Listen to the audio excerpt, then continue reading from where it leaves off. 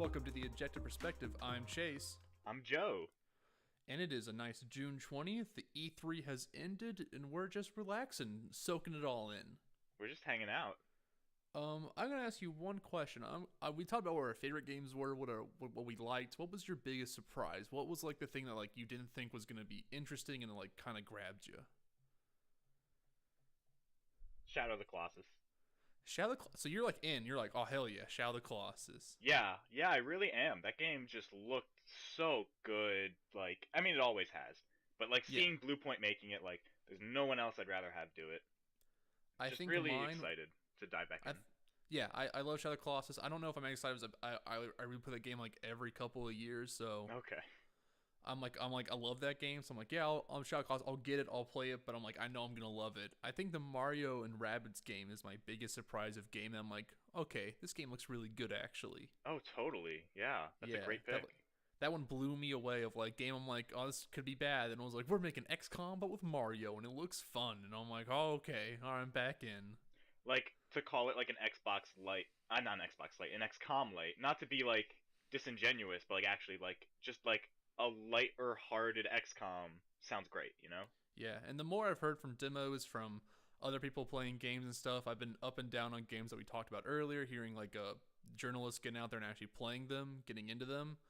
I'm a little more down on some games I was up on and more up on games that I was down on, and hearing about games that they just didn't get talked. I think Sony fucked up their whole press conference from what I'm like hearing about people saying like they didn't talk about any of the games coming out this year That's what I'm that are saying. really good. I know we talked about it last time and I was like, man. they really dropped the ball. I think a lot of people dropped the ball this year. I still think EA's press conference is just garbage. I can't stand the fucking all of it. I can't stand any of it. Just imagine if Sony had Ni no Kuni 2 and Yakuza Kiwami on stage. How Straight up, exciting would that have been? Straight up, what if they launched with Undertale coming to PS4? Like Yeah, that was they like didn't their even first talk trailer. about that. Yeah, that was their pre-show stuff. Ni no Kuni was their pre-show stuff. Gran Turismo, which should be coming out this year, was their pre-show stuff. That's crazy that one didn't show up to me. On the Yeah, stage. and they had like a huge trailer for it too during the pre-show. Like that stuff just boggles my mind. Before we get into what we've been playing, there's a few more stuff that's been happening. That happened after we left, and more stuff got released on E3. More stuff I saw that interests me, and if anything else that interests you, let me know. But let's get into it. Ever Oasis looks like I think it's a 3DS game. I'm totally not sure now. Yes, I blanked my mind. That's Koichi Ishii, director of the Mana series. June 23rd, his release date. Demo just came out. I've heard not good things about the demo. Yeah, that's supposed to be like some great game because it's got all the talent behind it, but it seems pretty questionable to me. It always has. Yeah, I've heard the demo's not good, but what people told me is like it's super tutorialized, which sounds like a demo to me. It's like 10 minutes long. So I don't know. I've never been a huge fan of the Mana series in general, so Haven't touched that series, so I can't speak to it either. it's not my favorite. It's not a game I've gone back to multiple times to try to like see if I like it more as I've gotten older, and I haven't. So Very beloved, yeah. that's where it rests. Big news: Xbox Avatar is coming back this fall. If anyone's excited for that, yeah, they've launched it. And those actually looked pretty good. Like a lot of customization, a lot of things you can do with your characters. It looked like. Oh boy. That is this fall. Xbox Avatar is making a return, but it looked better than Xbox Avatars have ever been. So that's nice. Instead of like doing the Mii's again and again and again, same Mii, same year. It actually looks like an improvement. I turned on my Xbox 360 to play a game I'll talk about later, and I realized that's right. My avatar still looks like Morgan Freeman from when I was in middle school, and that's when I made Morgan Freeman my avatar. Why did you do Forgot that? about that. I think I just made me, but then like put on a backwards hat and said, "Yep, that's cool," and like called it a day. Well, like me and my friends would make like our avatars into just like famous people or just people we knew from time to time, and the last one I had done was Morgan Freeman. That's not bad. That's not bad. Or this fall, if you get an Xbox One, you can make it a better Morgan Freeman. So great, I'm in. See, when I hear Morgan Freeman, I think I'm so. What it shows what I grew up on maybe is like I'm like, oh, Morgan Freeman. He just missaid Gordon Freeman. He's talking about Half-Life, obviously. And I don't know what that says about me as someone who probably played way more Half-Life than he should have when he grew up. And never again. And never again. I've gone back to the remake was really good, is what I'd say. That remake mod was really fantastic. Oh I yeah. can't. But they stopped at the part where they should stop at, and they're like, "Well, don't worry, we'll release a second one where you go into the alien world." And they're completely reworking the alien world, so I'm interested to see where that goes. But that's distant, probably, or never happening. One of the two. Railway Empire comes out in 2018 for all systems except for Switch, obviously. Is that a train sim? That's a train sim. Build a railway empire. Okay. In the olden days, become a monopoly tycoon. You know, Train Tycoon. Train Tycoon. It's pretty much Train Tycoon. It looks all right. Cool. A game that I saw a CG trailer for that could be promising was a Plague Tale: Innocence, which seems to be like a very bloody, like almost Brothers style game. But I don't know if it like controlling brothers, but like it's like I think it was like probably a boy and his little sister like running around in like a plague city of like old London or something. Sounds like Bloodborne. Yeah, and I mean like the rats were eating people, so like it was getting pretty Bloodborne, and like they were like holding a lamp, keeping the rats away. And I'm like, well, that looked kind of interesting. So that's like on my mind. A game that I didn't hear about that got announced way earlier, and I saw a trailer for this time was Insurgency Sandstorm, which is a sequel to Insurgency with the Unreal 4 engine. Ooh, and it looks really nice. They literally are. It looks like almost they say it's a sequel, but it almost looks like just a revamped version of the original. But maybe they're adding way more than I saw. But they're adding a campaign to it. This was a multiplayer only game before, multiplayer like shooter, but more hardcore shooter style game. Closer to a CS:GO. Yeah, closer to a CS:GO. Probably even like a little bit more, even like further sim like style, but not like, but still enough to like actually sit down and enjoy instead of like being Arma style. Okay. So. Arma people are crazy. I like Arma. I played Arma for a couple of years. Those people are crazy, and I am, so I can accept that. But that comes out. I didn't see any release date. I was looking on their website for it, and I couldn't find it for A Plague Tale or Insurgency. It looks like just next year for A Plague Tale and Sandstorm. I have no idea. Probably maybe this year. But that's for every system besides Switch. If I say every system, I'm always excluding Switch. I will say Switch if it's included. But it's worth noting that there has been a ton of support for the Switch this E3. Yeah, which has been nice to see that people are putting their name behind Switch. I mean, Ubisoft always tries to go for a new system right away, which I always like about Ubisoft. They always put their games out for a new system and try to like test the waters with it. I'm glad they're still putting their foot forward for a new style of cool game. Like, I still think Zombie U was a good Wii U launch title, and I still think it's a pretty alright game. At the very least, super ambitious like launch. Really cool. Yeah, Ubisoft always puts in their effort. I don't like a lot of things about Ubisoft, but I hate EA more, so I can always let Ubisoft slip a little bit. Where does Activision fall for you? Activision falls in like Activision probably falls in my most liked camp. I know Ubisoft is my most liked, then Activision, then EA. Ubisoft I like more because they at least put out a lot of weird stuff that like isn't super like get your special editions, get your pre-order bonuses. Like they'll also put out like weird indie titles. Activision lays in the in between of like. The stuff they put out is constantly mired in garbage stuff, but like all their game, like the qualities are consistently good. Activision puts out pretty good games that I usually enjoy a fair bit. Where EA will put out a game that I don't like and still have mired garbage within it. Okay. And that's kind of how I sit with EA. I hope it turns around with Battlefront 2, but who the fuck knows?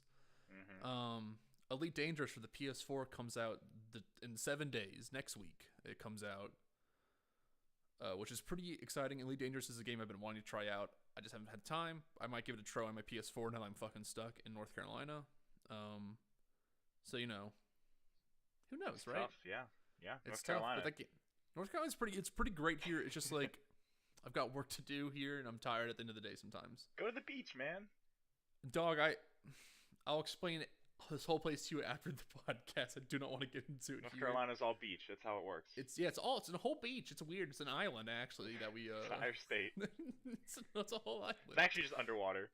Yeah, it's weird. It keeps seawater's global warming's a real problem, and the sea level's growing, and it's just sweeping up. A real modern day Atlantis.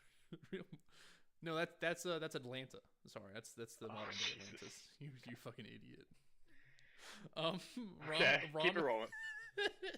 ROM Extraction for the PSVR comes out fall 2017. That is a Steam game VR game that's being ported to the PS4 with new enemies and stuff. Looks like a shooting gallery. It's super not interesting to me.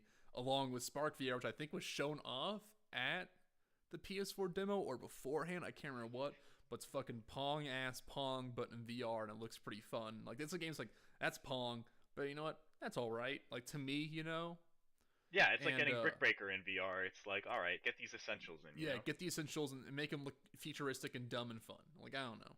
Yeah, And then I'm in. Unto the End is a 2018 game. I didn't see a platform was gonna be on, so I'm guessing PC, knowing the development team, which is like 2 Tons Gaming. And they do there's like looks like a side-scrolling action game, kind of like a Volgar style of like that's that kind of side-scrolling, but like more pulled back, more artistic, but also looks like bloody combat. It's Okay. supposed to be about a revenge tale. It looks very Nordic as well. That looks pretty okay. It looks beautiful, but I'd have to see more of the combat itself. But that's what I have. That's all that I have left. Anything that you saw that you'd like to talk about? No, not really anything new that I think we missed. Okay, well then let us. Any thoughts change as you've learned more about E3 though? Like I'd like to kind of get into if you learn more, want to pull back on things. Like I've learned more about Monster Hunter World that's made me even more excited for the game than the demo was, than that trailer. Like I've heard more and I'm like, wow, this game seems even better than before. I think Monster Hunter World is going to be my first entry into Monster Hunter. I think it's where I'm going to penetrate the series. What are you gonna play it on? PS4. All right, then I'll get it for the PS4. So like I have people to play with because those games are way more fun cooperatively. Like it's fun to play by yourself, but then it gets really hard to play by yourself, and it's like, hey, you need to play with friends now. That's kind of been a big barrier for me to get into the series in the first place. Yeah. But hey, you got so- me. You're gonna have my friend who's gonna get it, and probably his friend who's gonna get it. And you have a 4-man team of monster hunters. Is 4 the full party? 4 is usually the full party, yeah, and you usually can do whatever you want. Like it doesn't require like, all right, you need to do this, and you need to. It's usually like let's all fucking hit a monster to death. Like it doesn't get super in depth. It just becomes like your level of skill. Like it's very soul skill based, of like you're fighting the monster, you can all fight them all the time. You can maybe be like, hey, let's focus on these parts to take these down easier, like because you can break parts of a monster. But it's never like, hey, we all need to like do this one thing at the same. Like you need to do this while I do this. It's just like, hey, we all have to beat the shit out of this monster, so just don't get hit. That kind of stuff. Okay, I like that. Yeah, it's very fun. I seriously love playing Monster Hunter with people because it's very much like you can all shoot the shit and play a game, or you can be like, hey, I need to do this. I need to run away and focus, and then everyone's like, all right, we'll fight them. And it Teach becomes me to very love fun. Monster Hunter, Chase. Teach me to love it. Show Yeah, me the light. it's. I think you'd like it too. Is the thing. It's all about like just getting so good at the gameplay that like stuff that seemed impossible to understand just becomes like second knowledge all of a sudden. It's very fun. What weapon set should I pick? What would I like? Well, what do you like? Do you want to be a heavy hitter? Do you want to be fast and agile? What are you looking for? I don't know. I don't know. So There's just so usually much the to games choose come from. with a tutorial of letting you it'll just give you the standard weapon and go, hey, fight this big creature with this weapon, and just give you each time they'll do that. So you can play with every single weapon right off the bat usually. Okay. I'd say give them all a try. I'm a switch axe kind of guy, which is still my favorite weapon in the game. I've been using it since 3 Ultimate, and then have just been using it since. An axe that switches into a big sword, so it's like an axe, and then you like press R1 and it just switches into a giant sword, and like you can do cool. That sounds like combos a off of trick that. weapon. That sounds like a trick weapon, Chase. It is a trick weapon. Oh God. It's a fun weapon, Oh my God. but it's like hey, it's like a light medium attack, and then it's just like a super heavy attacker, and you can switch in between them very quickly. It's very fun. Okay. I'll mess around with them. I think I like speed because I don't like getting caught in an animation, in a really long animation. Gotcha. Well, in Monster Hunter, you'll always be caught in animation. But Okay. every time you get hit, you'll realize I've been attacking for too long. Is like a Mhm. very big thing in that game, and getting smacked around is like part of the game almost. But Yeah. There are a lot of weapons to do that. There are twin daggers. There's insect glaive. There's a lot of cool shit to try around with, and each one requires different. Like it gets so intricate and so much fun to me. Like stats and like, oh, I want this armor because it gives me this special bonus now, and that stuff's always really cool.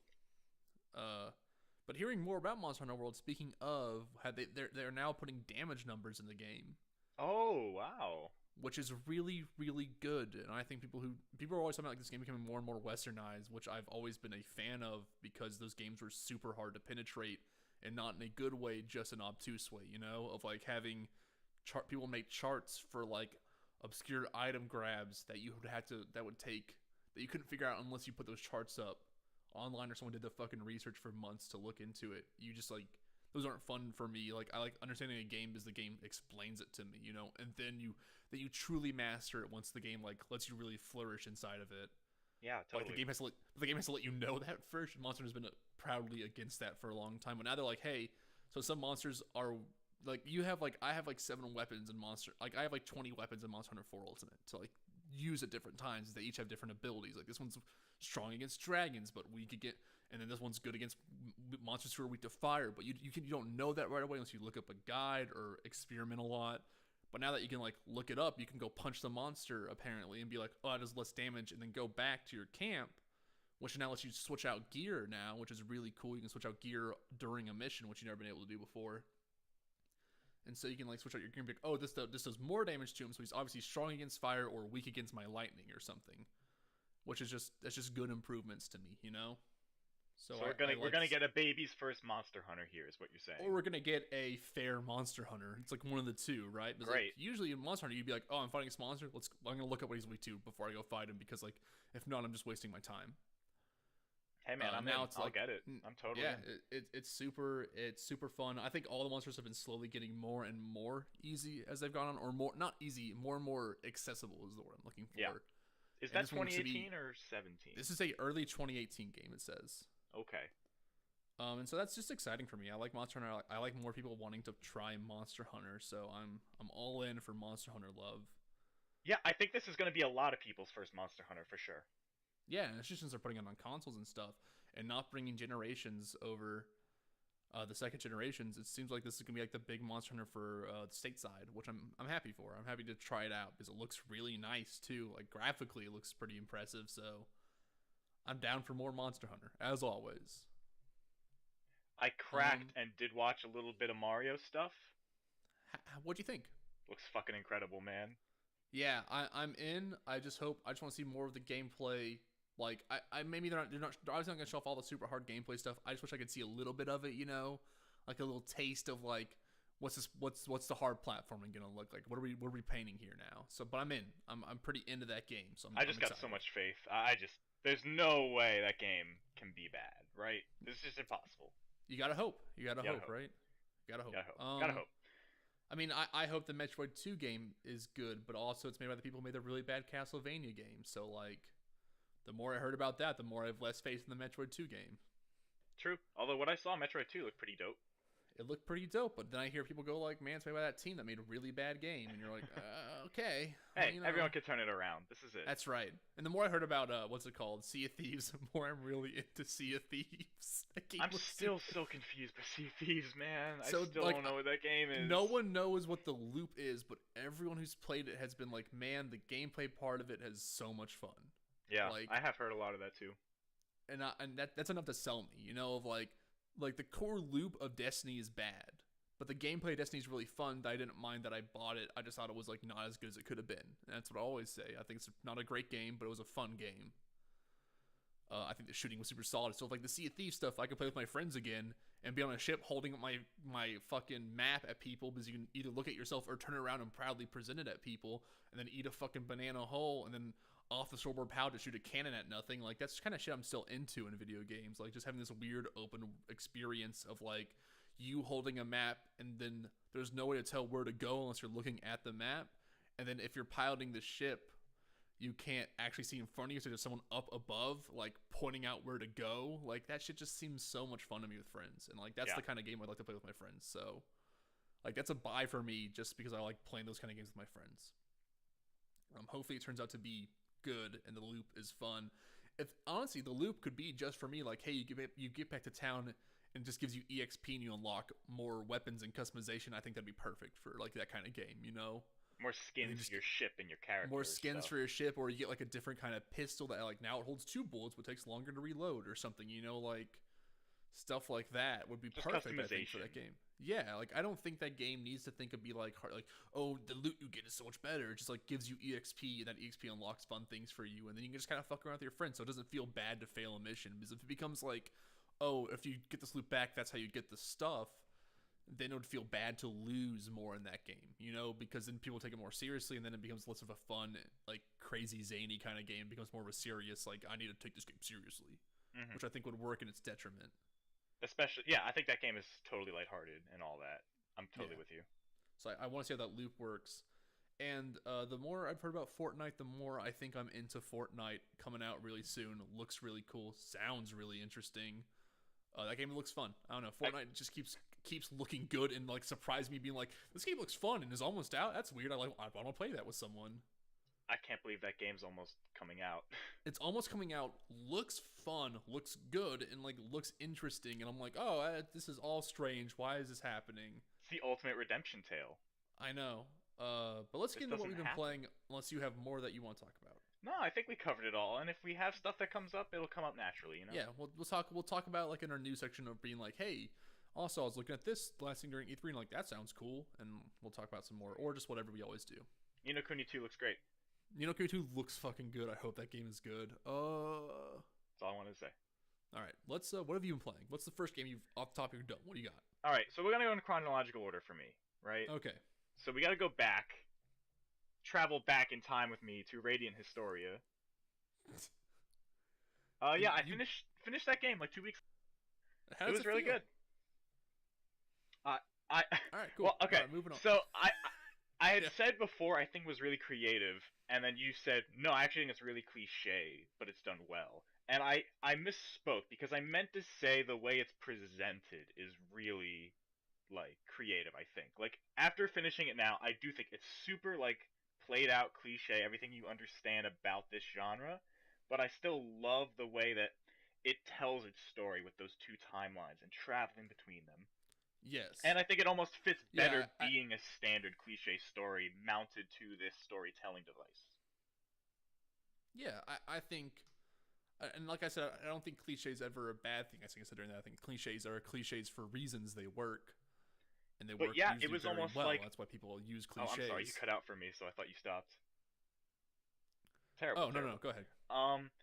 There was never really any like major twist, and I kept waiting for it. And obviously there was one, but it was so obvious, you know, you knew it was happening.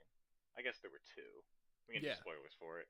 So you're playing as Ernst, which is pretty. You understand that as soon as the princess is like, "Oh, you look like my brother. How strange." That's the classic thing of like, "Oh, I'm Weird. all right. I guess I'm the brother." How does that happen? Yes, I'm the brother. And then character. Heiss, who this whole time is just this super suspicious dude, you kind of expect him to be behind everything, but it almost seems ironical at the beginning. And it's like, well, he can't be the Yeah. main villain, but like he kind of has to be, but like you just don't know his motivations. And I really like that. I want to point out my laptop just froze and I freaked out for like a quick second there. This is just we're having a great time. Yeah, it's good. No, keep going. Sorry. I really like Heiss as a villain. I do. Heiss is a good villain. Heiss is like, I mean, the game works so much better because they are adults and like it can tell its tale a little more seriously and less lighthearted, even though there's still like a good goofs and gaffs in the game. Like Heiss and Stock are just so good protagonist antagonist, and like the Yes. two of them, and he does the thing of like we're not so different, you and I, but The it's done really classic. well. Yes. It's done really well. It's a game about like the story wise you've heard before, but doing it very well and adding some unique like flavor into all of it to like give it the spice it needs. Totally. Yeah. I think that final boss is just cool. You know, you fight Yes. like a million different versions of him with the Black Chronicle, and then he's like, "We'll take it to Radiant to Historia," and then you fight this giant thing there, which is like cool. Great music. Great music. Oh my god. Great music. Yoko Shimomura. Still it killing out. it. Still killing it. I'm And then you happy get the for true remake. ending, and the Yeah. true ending's so cool. True ending's really good. I'm happy for the remake. I can't wait to play it. I'm excited to play that game again. I want to buy it so they hope they make a sequel someday. Yeah, it's so cool they're making that remake. There's the voice acting. It looks like they've made some of the combat UI a lot better, which was one of my biggest complaints. The combat was it is still a little funky. Yeah. To this day. And like Stock has like a canon romance, which I feel like never happens in JRPGs these days. You never. I mean, it's because you always play as like a character that doesn't feel defined, almost, you know. Yeah. And then like They in like this try to game, leave they stuff very to much, the player's interpretation, but in this game they tell you like no, like he literally tells Rainy like after the war they will like be together. Yeah, it's very much like he is. They let him be his own character instead of a self-insert character. And it's Um, incredible just how good that feels, and I think it speaks a lot to the genre of like how much we miss this, how much we need something like this back. yeah, it feels fresh where games should feel fresh in, and it feels like a move forward for RPG storytelling wise and maturity wise. Right, I think lately they feel like they've taken a step back almost maturity wise. Yeah, It's yeah. a breath of fresh air, really. I like that game a lot for the story. I wish the combat was better. Obviously, I wish that for almost every RPG I play lately. Persona 5 looking at you. But I'm happy to that you like that game. It makes me feel more justified of my liking of that game a little bit because not a lot of people have played that game that I've talked to be honest. Well, I think everyone who's played it really likes it. You Yeah. know? But let's go to me next. I've been we can even rewind time for me, and I've still been playing this game. Killing Floor 2 came out. Yeah, I was on my PS4 for once, and I saw you playing Killing Floor, and I was like, I God damn it. I've been playing a lot of Killing Floor 2 again because my friend has been wanting to play it, and so is his girlfriend. It's also my friend, and we've all been playing it. And man, we've been playing a fucking ton of Killing Floor 2. Like probably way more than we expected. Probably 10 hours in like 2 days we've played that much. Like just in those 2 days, we played way more over time. I'm getting really far back into Killing Floor 2 as I remember Killing Floor 1 really well. Playing the sequel, I'm like, oh, I love what they've added. I love the new classes. I love the old classes. I still like. It's just a really good survival shooter that is so steeped into its craziness that it feels like it knows everything it wants to do. You know, where it's like, here's these dumb jokes. Here's this just very heavy metal music or like heavy electronic metal music in between like a lot of Demon Hunter, just a fucking shit ton of Demon Hunters in this game. And it tells you what song it's playing every time. And so my friend will be like, oh, this is a fucking Rammstein ripoff. I've ever heard it. Which might be going too far down the music hole. I don't know for you.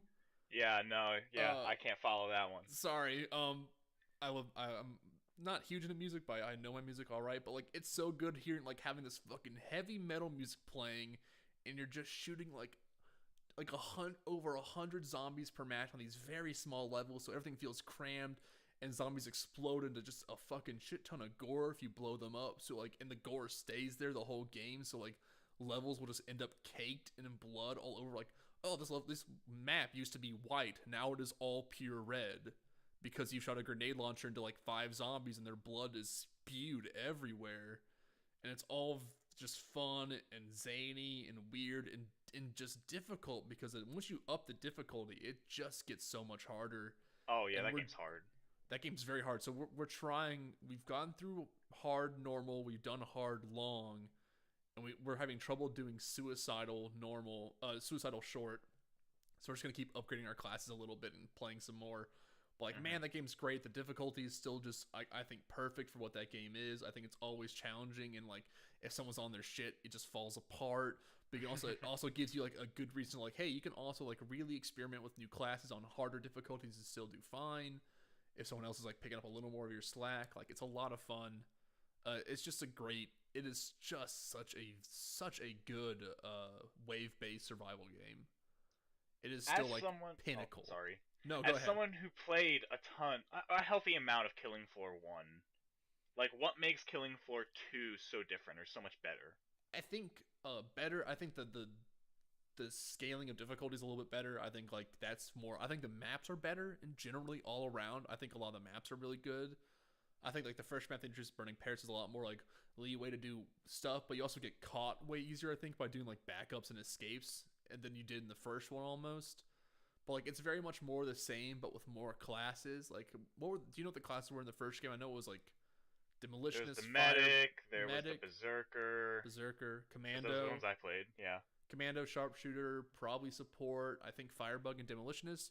that There's sounds right. SWAT, survivalist now are the two new ones I can think of off the top of my head. Those are really fun to add. They're like much more focused on surviving or giving players a little different perspectives. But like, there's a lot. It's a lot easier to level up now, so you feel like you're getting a constant progression. Like you're leveling up very quickly now, and you Okay. get perks when you level up, like to level 5, 10, 15, 20. You get perks, so you can be like, you kind of customize the way you play, and you can switch them on the fly very quickly to how you want to play. So that stuff's very fun. There's a few new enemy. I don't know if there actually is there any new enemy types. There's a new boss. I'm trying to remember if there's a new enemy type. I haven't played Killing Floor 1 in a while now. It's been a long time since I played it. But there might be a new enemy type, but I could be mistaken. But I think if you get, I would if you expect there to be one. there might be. There's a new boss, which is like those are really fun and difficult still. But there's a new. Yeah, It looks way better. Okay. That's like one improvement. Like I think it looks really nice. I do like almost all the new levels. They all like have interesting twists on the gameplay. There's like one that's like the level is like it's called the Descent, and you start on one part of it.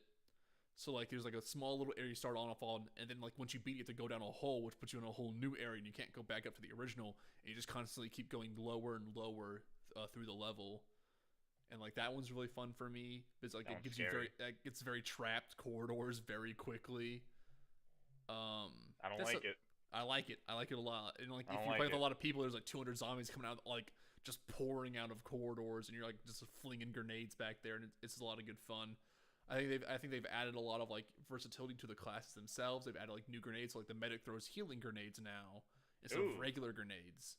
Good. And like they've added a lot of weapon variety to the game, so it's just like a lot of improvement over what was once the base game. There, I think it's like it is just the same game, but like just steps forward in every direction for me. Cool. I'm glad to hear that. So they keep adding to that game too. Yeah, they keep. I hope they add to the PS4 version. It's the one I'm playing, but I don't know if they do. So the new Circus map has not come out for it, so who knows if they'll even add for the PS4 version. But I'm gonna keep playing it. I'm still enjoying it. It was free, so I don't really mind if they don't. But like I hope they do. Great. What's next for you? So this one is a little weird. I dove into the original Halo again. That's right. I remember you telling me you're gonna have to do that. Yeah.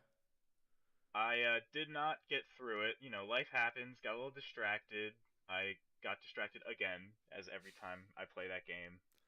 Yeah, I don't know what it is. I just have a hard time getting through it. Where'd you stop at? Let me ask that. I think it's the 5th level. I'm at some snowy place. We're trying to climb up a tower now, I think. Okay, I think I know where you're at. Those levels can get very long in the tooth in the original. Yeah. I think that's what does it for me. Is it just gets worn out. Like I got like the cartographer. I'm trying to find the cartographer. I think. Yeah. So you've done. Yeah. So you've done the big island level, which is still one of my favorite levels. Yeah, I like that level. That was so cool because it's like I have to actually go explore, and like then it feeds you deeper into the level, and you're like, oh, this is really cool actually. Yeah, I was just driving, and I ended up driving in a whole circle around the island, and I was like, oh shit, that was pretty cool. I wasn't expecting that. Yeah, Halo 1 is like really ambitious in level design in some like crazy ways that the other games do not, I think, get as crazy with. I think Halo 2 tries in some areas but fails. Let's talk about level 7 of Halo 3. Okay, let's get let's get all the level design of Halo. No, so do you think you're gonna pick it back up and beat it? Yeah, let's really get into the fucking conversation. I want to fucking to sit down and beat it, you punk.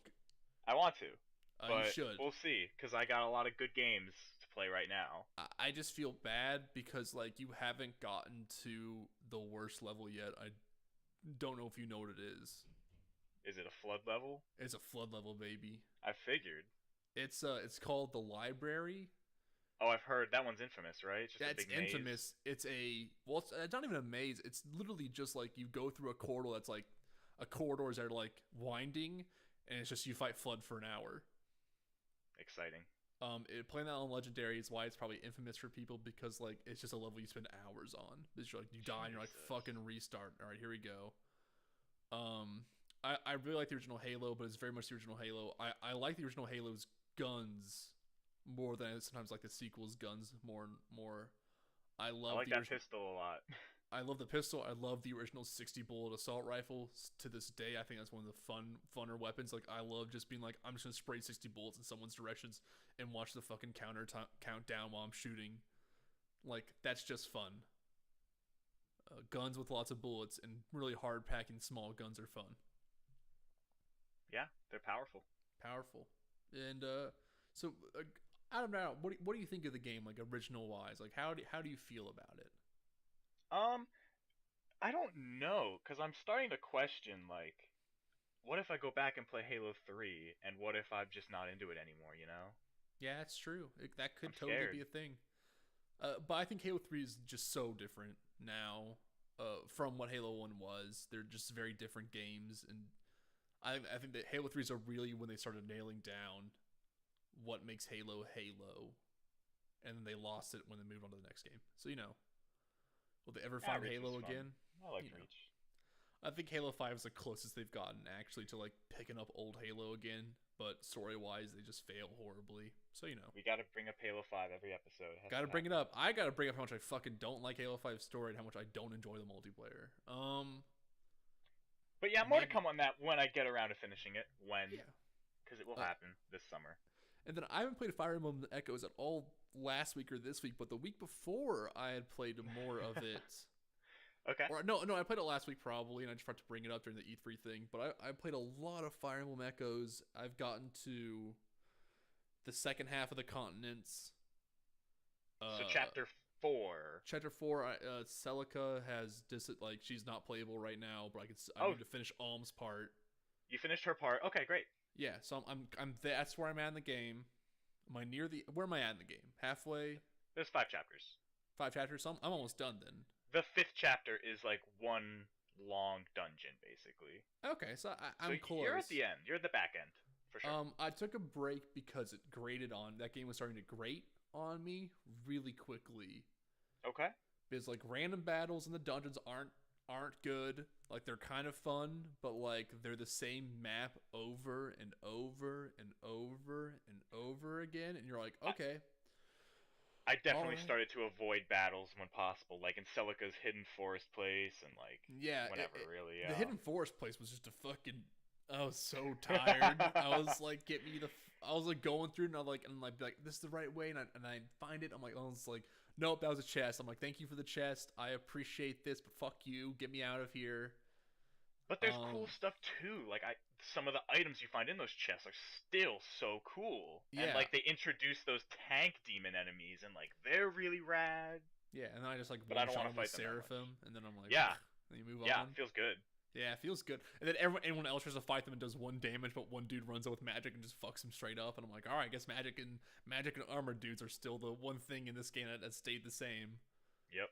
Everything else has been removed, which sometimes I'm okay with, sometimes I'm against. It's so weird where like some archers are strong against flyers and some aren't, and you're like, this is such a strange game. But I do really like that change to it sometimes. It feels really fresh, for sure. Yeah, it feels fresh, but I think by the end of this game, I'm going to be like, all right, bring me out another new Fire Emblem. I think I know why this game was localized well, too. I saw who localized it, and I was like, oh, okay, yeah, they're great localizers. It's 8.4.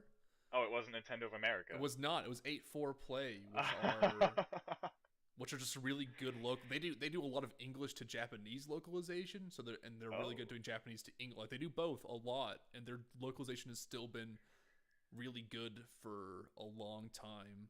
I didn't know it wasn't NOA. They did Nier Automata too. They did that. Ah. So they're just really good localizers. So I always appreciate when they get localization work. They did Metal Gear Rising: Revengeance. That was them. They're the people. This is why I tell you that story all the time of them. They did a localization. The Japanese people like that localization a lot and switched their game to focus on that localization. Dude, this makes so much sense now. This is like blowing my mind. 8.4. If I always believe in good localization is important.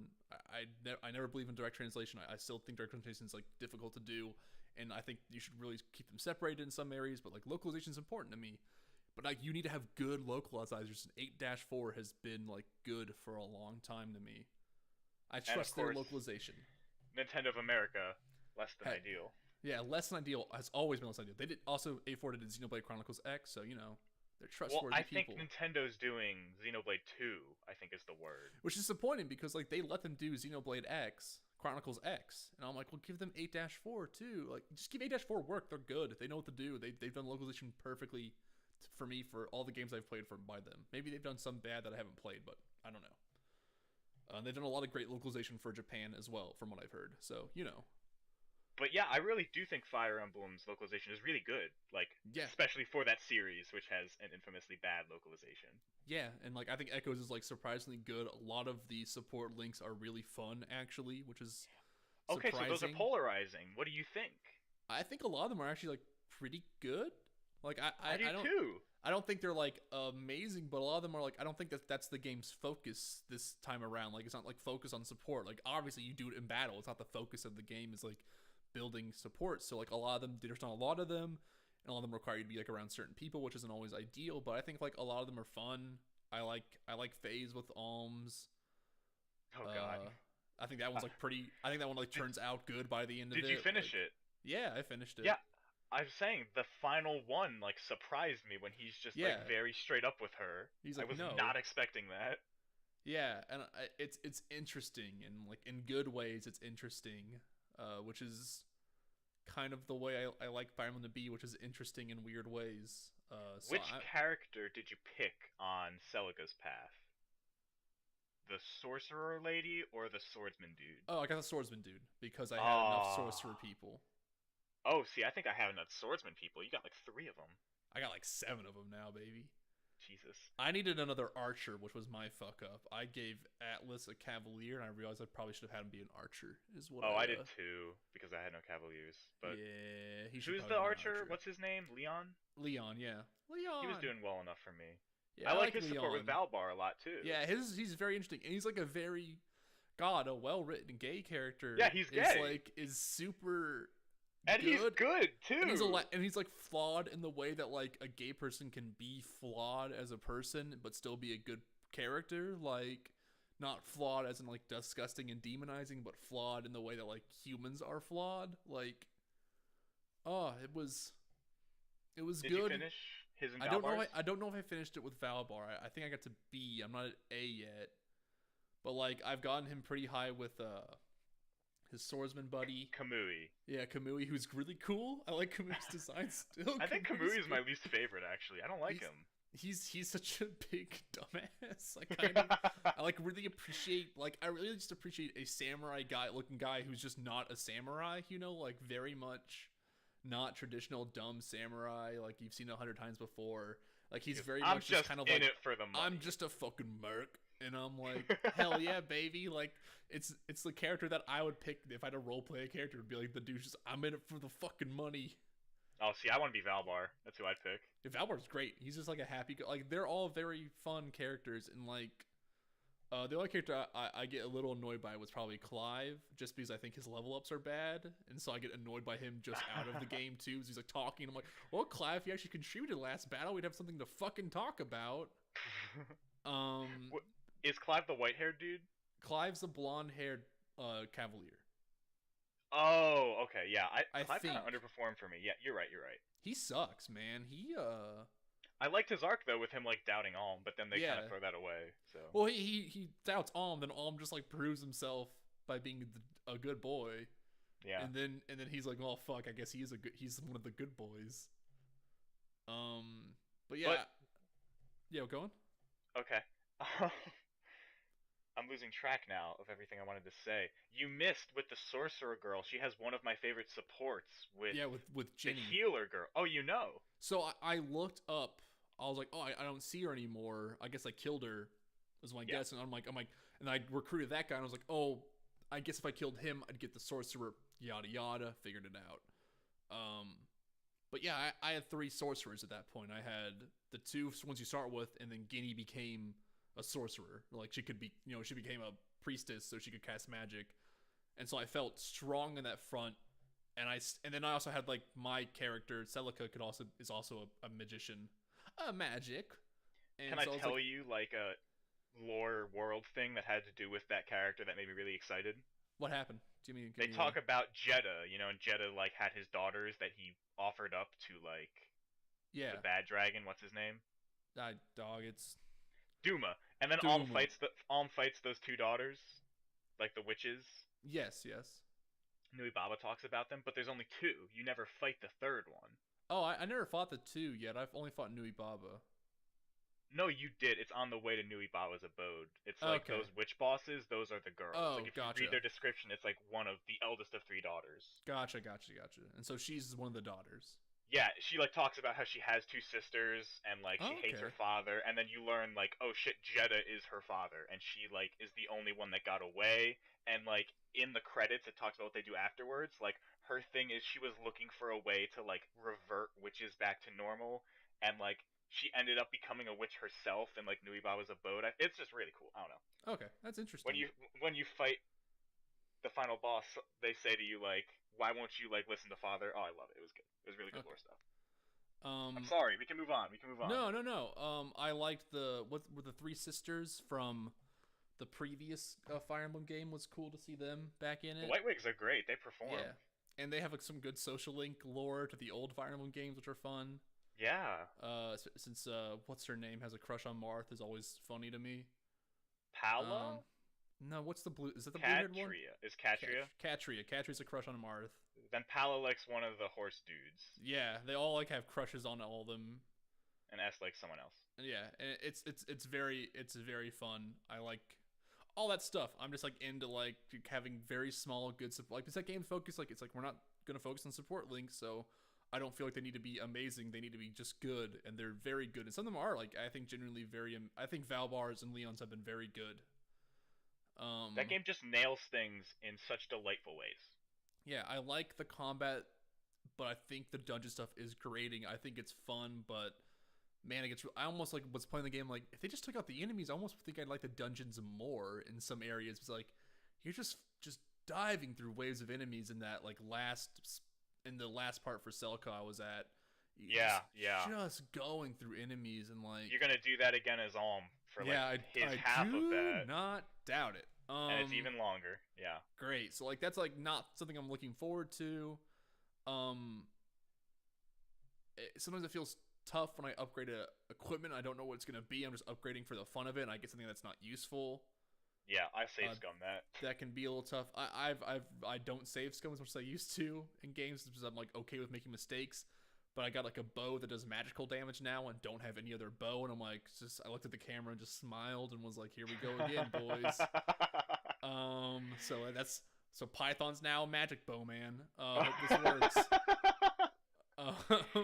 But I might just give it to Alm and buy a different bow or something. I don't know. Yeah. But like he needs to use the royal sword. It's really good. So. Oh, dude, I love Python. Oh my god. Python's funny. I like Python a lot.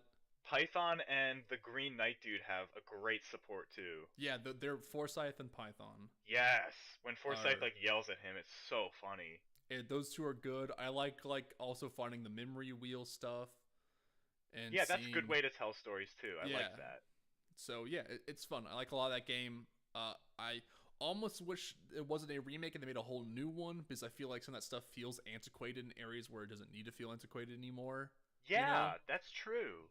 I think like a good honest like hey we're making like a Fire Emblem game like Shadows of Valentia again, but like new a sequel to Gaiden, not a literal sequel, but like in style. Yeah, like that would be really interesting. Like I could almost see keeping the game as it is with like hard levels and stuff, but like also bringing back some of the weapon triangle stuff. Like I could see it being very interesting.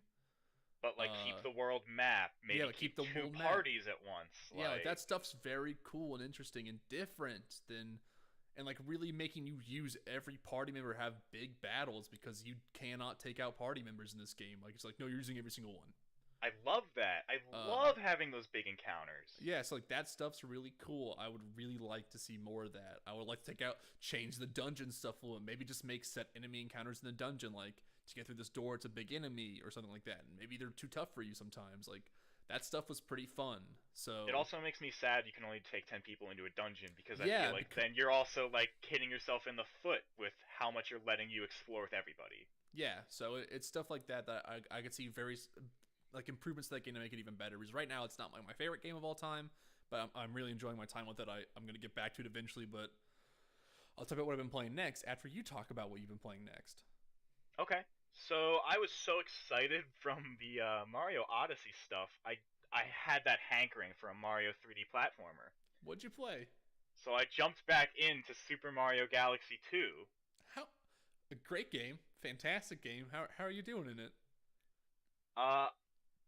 I didn't like it as much as Galaxy back in the day. I thought Galaxy 1 was steps above it for me personally. I feel like the worlds were more realized. I feel like 2 felt like just space platforms. Like, I think the platforming in 2 is better, but it's contextualized worse. You know what I mean? Okay, yeah. And I can totally understand why people would like 2 better. It's just that little difference for me made 1 feel a lot more cohesive. But two's still great. Like, it controls like a dream, of Fantastic. course. I still can't believe they've made this Nintendo graph before of being like, it's Super Mario 64, then Sunshine, and now it's going to be Odyssey next on the line. And then, like, Galaxy and 3D World and all these other games are offshoots almost. Yeah. Like, Crazy. where I think Galaxy is the next, was Sunshine, and then it's Odyssey. Like, to consider Galaxy not a part of your core brand of, like, Mario games is crazy, because I think Galaxy and Galaxy 2 are amazing. Galaxy 1 should obviously be the one, the brand. Galaxy 2 is the expansion pack that's really great and fantastic and worth the amount of money you had to pay for it. But Galaxy 1, I think, is like on that branding. I just want to say that. It's like, I think it blows my fucking mind right now. Well, maybe I read that chart wrong, because I didn't see it as like a spin-off or anything. They just had 2 different styles of their Yeah, game. but like, even to me, like, Galaxy is like a Mario 64 style, a Sunshine style game, you know? Yes, but I understand the distinction they're trying to make. Yeah. I guess. I hope Odyssey lives up to the brand of 64. I mean, anything can live the Sunshine, but anything can live to... I mean, again, I think it's more of a marketing thing than anything to say, like, hey, yeah, we're making this game, it's going to be like these 2 games. It's another big Mario game. Every other game that has Mario in it is also ginormous. Yeah. Yeah. Yeah. But Galaxy 2... I had 90 stars of the 120, and I was like, this is perfect. I'm not going to reload to a new game. I'm just going to get these last 30. I've never completed Mario Galaxy 2. You've never got to the end levels then? No. Well, I had done some of them. I hadn't done all of them. Okay. Because I think you beat that game with 60 stars? Something like that. So I was at 90, so I only had 30 to go. I did that in one night. That was really fun. That was awesome. Some of those worlds are hard, man. Yeah, those last levels are like, hey, welcome to fucking, this is our Mario game, motherfucker, like, kind of moment. That stone thwomp one kicked my ass a little bit. Yeah, he'll do that. But it was fun. It was great. So I get all 120 stars. Oh my god, that boss battle one with when you had to do it in 5 minutes. I wanted to pull my fucking hair out. Jesus Christ. I wanted to. Oh my god, I did it though, but I was pissed. There are some times when I wonder how much of, like, if, like, being a completionist was the biggest mistake in my life for some games. Where, like, I'm like, oh, I really need to get all the social links in Persona, where I'm like, you don't need to do that, man. You don't need to do it to yourself. Like, it's your soul that you're hurting now. And, like, that's how I feel sometimes with, like, getting, like, let's do a fucking comment medal, let's go, boys. And I'm like, am I doing the right thing? Well, the purple coin ones are fun. Purple coin ones are fun. Time ones I'm never those okay bosses with. in 5 minutes. Or Don't Take a Hit was the original one, remember? I thought those were kind of fun, but also super hard. Yeah. I hit my mic like an idiot. But yeah, like, I'm never okay with, like, having to be, like, it just feels like sometimes where you're, like, if you're, like, redoing it again and again, doing the same thing over and over again, I'm like, maybe I'm the crazy one now. I loved in 1 when you'd have the 100 coins and you just had all the time in the world to just run around that level one last time and, like, take it all in. I thought that was great. Those were great. Mario 64 just been doing the, like, let's find all 100 coins and our red coins on our last day here. It's a good time. Yeah. Like, that's the level you do. But I get all 120 stars. I finish the game. I have to fight Bowser again. Yeah. Like, the 3rd time that night because I had to get the comet medal from him. And then the game ends and it tells me I've unlocked green stars. Yep. So I've got another 120 stars in that game. Yeah, when you're like, I'm almost done, and I'm like, oh, dog, green star mode is the real fucking, like, let's fucking do it, boys. Let's go back in for another fucking round. It was like 3 in the morning because I spent an hour doing that boss rush. And then I just turned the Wii off in sadness. I think I jumped in the world, like the first world, to just understand what a green star was, and it's like they're just hidden in a level, I guess. Yeah, they're totally lame. Oh, it's so bad. It's so bad. Yeah, it's real, not good. That sucks. And there's 120 of them. Yeah, God. yes. Did you do that? Did you get all 120 of them? Remember I said I think about my life and what I've done with it, and that sometimes I regret it? Yeah, I got all 120 green stars. What happens when you get 120 green stars? You can either look it up, buddy, or do it yourself. I'm not spoiling it for you. All right. But let me tell you, it ain't nothing special. Do I get another galaxy? Do I get another world at least? No. I don't think you do. There's no additional level? There's no, like... hey, you did it. Here's Rosalina, and we're all happy. We're dancing. No? I think you get like a special little thing, but like nothing special. God damn it. Yeah. Yeah. Well, we'll put that one on the shelf for later when I get the hankering again. But I'm legitimately trying to remember what exactly happens. I'm honestly don't remember. It was when did that game come out? That's when I did that, and I've forgotten. like, look, man, I love that game. That game's great. I'm not Yeah, trying to get another 120 green stars like that right now. yeah, like that shit's a little ridiculous. I think even for the first game it was a little ridiculous to go back play as Luigi. I'm like, all right, yeah, it's fun. I get I it. did it immediately. I was like, I get it. This game's great, I was a madman. but also like I grow very thin on games very quickly still to this day. So Mm-hmm. you know. All right, so what do you got? I've been playing Kingdom Hearts, the original but 1.5 edition on the PS3, so not like PS2 version. Final mix. Final mix. Important distinction, actually. Yes, I assume. I have no idea. This is my first time playing Kingdom Hearts. I'm so excited to talk about this. Boy howdy, does that game have a lot of problems. Okay, Sorry, you cut out. What was that? we both cut out. My computer keeps freezing randomly. I said, boy howdy, does that game have a lot of problems. You keep. Oh, there we go. Cutting out again. I'm sorry. I can't hear you say this game has a lot of problems. Oh, my excuses. My bad. This game feels like like they had one thing down, and then they had nothing else down. Like they had to rush this game out in a week almost. It feels like it's very strange playing this game, being like, oh, I'm getting the combat. This combat's fluid. It's quick. There's a lot of customizability so far to it. Of like what I want to use. I like using the fucking Sonic Rush around, just slicing into foes. That's fun. Yeah, like that stuff's really good. And then every level I've played in the entire game, except for Traverse Town, which still isn't great, but it's not terrible, has been garbage. Has been That is super hyperbolic. I the third time I walked around Agrabah to go in a circle was the last time I wanted to. I almost put the game down, took it out, and threw it out the window because I was like, "Who fucking thinks this is okay?"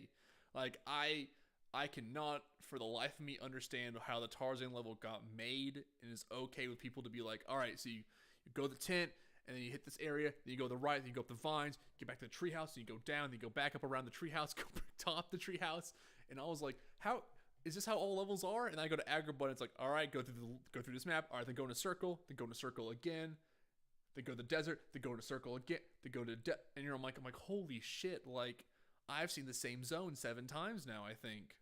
Hang on. Okay, so Tarzan World, I will agree with you. That world is definitely very janky. There's a lot of backtracking, and it feels very unnecessary, especially when you have to go to every single zone to, like, save the monkeys. Like, that shit gets on you. Totally. That's just really bad. But there's also no direction, which I think is a real problem, where, like, they'll sometimes tell you the direction, but he'll be like, all right, we need to go find the gorillas. Where are they? And there's like I don't know. They said this time go find the gorillas was in the vines, so I'm gonna go towards the vines. You're an idiot, Chase. It was back where the first monkeys is back where you fought Sabretooth, you dumbass. And I'm like, well, how was I supposed to know that? Like, you're not telling me where to go. And I feel like there's a problem with this, and that's been in every level for me, has been like, where do I need to go to solve this? Oh, I'm gonna figure it out because you're not gonna give me any direction, so I'm just gonna hop around and try to like be like, oh, here's a keyhole, I'm gonna smack it. This opens this gate in this area, and I'm like, okay, I legitimately don't know where that gate was because there's 1,000 closed off gates in this level, and this place looks the same as every other place in my head in this area. And so I go in a circle again, and I'm like, okay, I didn't see this time. I'm gonna go in a circle again. Okay, there it was. It was in the back left corner this time in Agrabah. So I will disagree with you on Agrabah. I think that's actually a really cool, fun level. I got so mad when I jumped on what's it called, the window, and I missed it because the jumping is still so floaty. I'm just trying to get used to it a little bit. I think it works in combat, but platforming may not be the best. Janky platforming, for Janky platforming, and I hit the fucking window, and I grab it, and I'm like, okay, and it fucking falls down. I went, I'm about to lose my goddamn mind here. So I don't think those levels are good. I actually think they're bad. I don't know if they're horrible, but I think they're bad levels. I don't think they're great designs, but I like the fighting in it where it's getting me through it just enough to fight enemies that I like it. But like, I'm like, okay, you go do a cutscene, go out to Agrabah, half the entrances are blocked off downstairs now. And I'm like, okay, so I'm hopping around now. And then I'm like, okay, hopped around. There's a cutscene. Okay, I guess I have to go find Aladdin. I freed the rug earlier. They didn't tell me I need to find Aladdin, but I'm taking my own guesses. I'm gonna go out there and find Aladdin. And I'm like, okay, you found Aladdin. Come back. We gotta find Jasmine. Go to the. I'm like, all right, Jasmine went somewhere. Okay, no, we have to go to Aladdin's house first. Okay. Now open the key. All right, now we go to the gate over there. That was back by Aladdin's house. Okay, we're going back to Aladdin's house. We're going back to the. Okay, got it. Found it. Now we're fighting weird centipede demon. Now we're going back in the cave, and then you get to the dungeon in the cave, and it's fine. And you're like, oh, this is all fine. Like, the whole dungeon Cave of Wonders is great. Oh, it's fine. But exploring Agrabah itself is like a fucking, like, you're like, I'm going in the circle here, and I'm hopping up with here. All the platform fell, so I fell off, and I'm like, come on, and I'm like holding my head up to my head, going, screaming, going, stop being bad. So, like, that to me is just exploring the town. But, like, you're not exploring the town when you go through for the third time because the entrance that was there that you could have easily gone through to go back has been blocked off now. Because once you get to because they want you to then go around and unlock a bunch of shit. But I've already been to that area. Like, the thing no, you is, haven't. Like, you haven't no, been to those areas. I've gone through. You go through the same area like 3 times in that level. You really don't in Agrabah.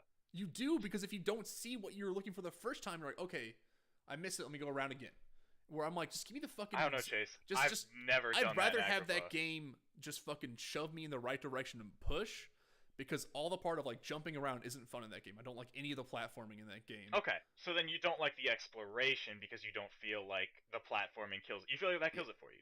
Yeah, it's super floaty, and I keep seeing stuff where I'm like, I'm gonna get a high jump, I guess, or I'm gonna be able to fly, maybe. I'm like, okay, I'm gonna get something that's gonna make this easier. There's a turning mark I can't activate. I'm like, well, then if you don't want me to like get everything, then just shove me in the right direction so I can come back later and then get everything. Like, this is super crazy though, because that's like you get to come back now with more stuff, and then you get so much more out of the levels. But like, if I come back with more stuff and I fight the same enemies while I'm exploring, then it's gonna be bored. Because I went back to the jungle zone, so I'm like, okay, I got the Trinity mark. I was exploring with Tarzan, but I can't use Trinity marks from with Tarzan, so I'm gonna bring Goofy back into the party. Okay. So we're going to go get the Trinity marks. And I go to get the blue Trinity mark, but all these monkeys kept spawning, and they didn't stop spawning. And I'm like, all right, well, I guess I'm just fucking leaving here. Are the monkeys supposed to constantly spawn in the tree part with the blue Trinity mark where the flowers are? They just never stop spawning?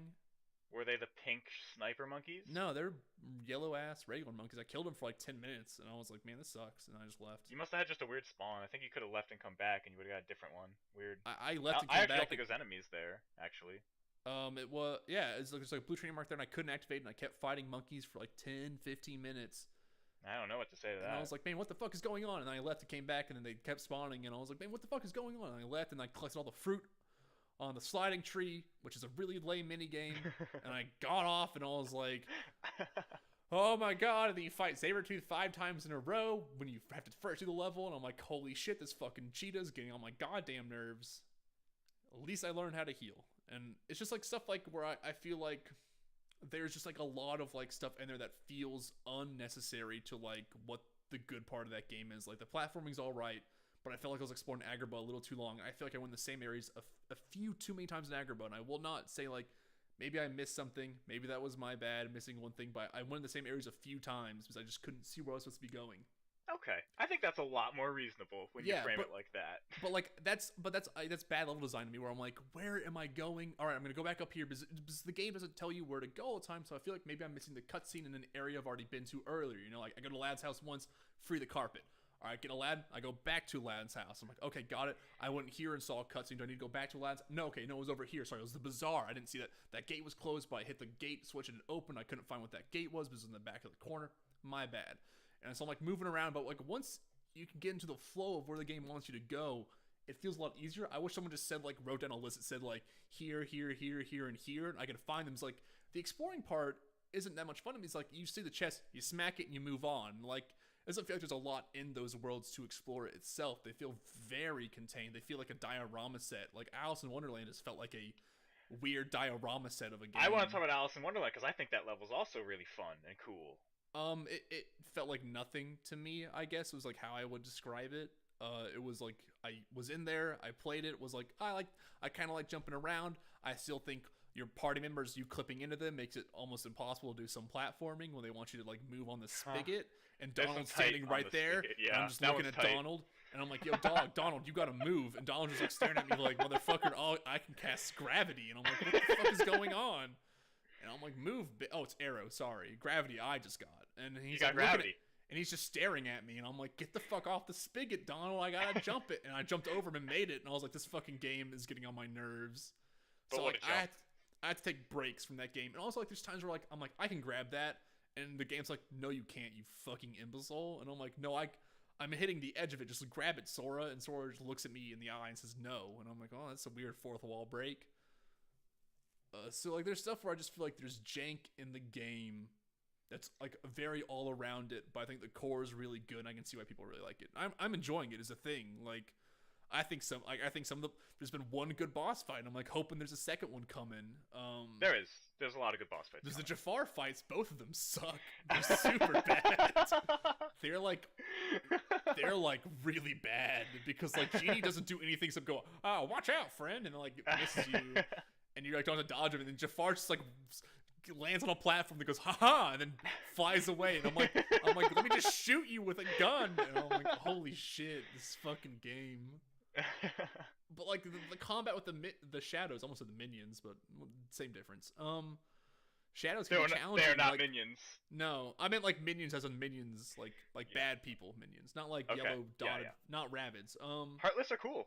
Heartless are fun. I think their fights can be fun. Like they're enough at them. You're like hitting them. You're getting your fucking tech points. You're doing counter strikes. You're doing sonic raids. Like, yeah, you got dodge roll, right? Yeah, right? I got dodge rolls. I got the block now, which I just unlocked. So like stuff like that also annoys me. Like I think that dodge roll should just be in the front. Like boom, you have dodge roll. Start the game with a dodge roll. I'm like cool, that'd be great. I think so. The stuff you pick at the beginning determines that. Okay, so what do you mean? I'm a little confused now. Like, is that like the adventure part or like the sword part? At the beginning, when you do the dive to the heart, the way that whole thing works is you pick one of the weapons and you give up a weapon. Yeah. That directly determines the order that you gain abilities. So by picking the sword, you're going to get all of your offensive abilities early and all of your magic abilities really late. Gotcha. So I didn't pick the shield, so I got the dodge and the parry late. Yes. If you pick the shield earlier, you would have got those. Yeah, exactly. That's interesting. I still think the dodge and the block should just be kind of given off the bat. I feel like those are just good. I pick the shield almost every time. Yeah. I could see why, buddy. Yeah, no. Because like those are super important, and like I almost feel like having a character action game where you can't dodge or block off the bat is wild. So I'm like, okay, it's a character action game. Well, I can dodge, I can block, and it's like, no, you fucking imbecile. I'm like, oh my bad. So I'm glad I didn't like give up the shield and went like sword and magic. It's like that was like my initial idea. I was like, I haven't played this game. I'm gonna give myself like a medium defense and a low weak magic. Yeah, that's the right way to go. And I'm glad I fucking did, because apparently dodging is not a part of the game. But that's the thing, is you miss out on a lot of good stuff if like you don't pick the sword too. Like there's a lot of abilities you're kind of screwed no matter what. I'm just saying, like I agree that like the sword's good. I like having the sword. I just think also the dodging, maybe not even blocking, but maybe dodging remove should just be the dodge integral. roll and make that an innate ability. I hear that. Is that in the sequel? Is dodging just innate? Just tell me. Technically, no. This fucking game. But the dodge roll's better. Alright, okay, cool, alrighty. The dodge roll isn't connected to that leveling system, it's connected to a different leveling system. Okay, that's whatever. I mean... You don't start off with it, but... Do you start off with a block at least? Do you start off with guard? I don't think you do. Because if you start off with one of those, that'd be at least might. Okay. You know, like, I can understand not having the dodge roll maybe, but having a block then lets me at least yeah, do you do. something. You definitely... Oh, no, because you're supposed to use Reflect, and you get the spell Reflect, which is better than guard, which means...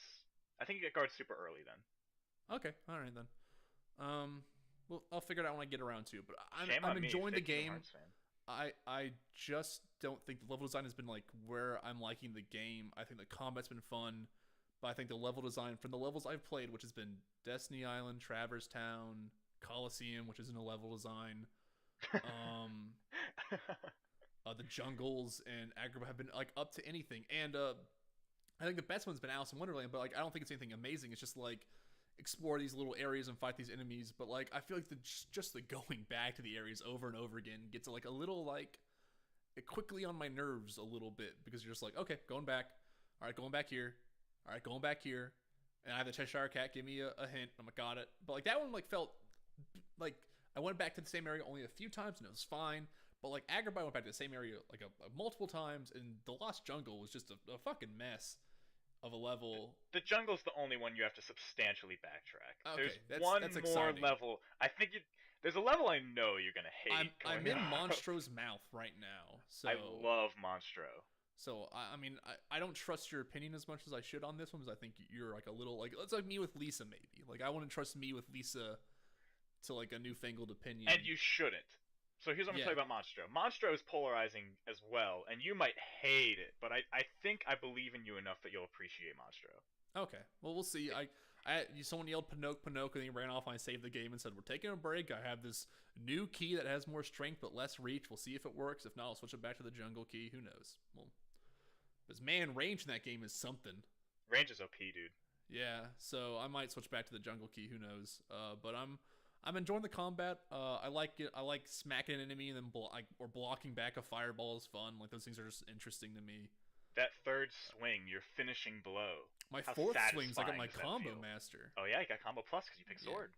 Mm-hmm. So that third that feels good though, right? I'm like level 23 or something. I'm in Monstro's mouth. That's probably fine. Yeah, no, I mean it has to be because that's. I mean, I'm not going back and grinding in this game. If I have to go back and grind, that you might don't be need like, to. You that never might be like grind. the stick. I mean, yeah, you throw potions in the air. I have cure. I'm fine. So.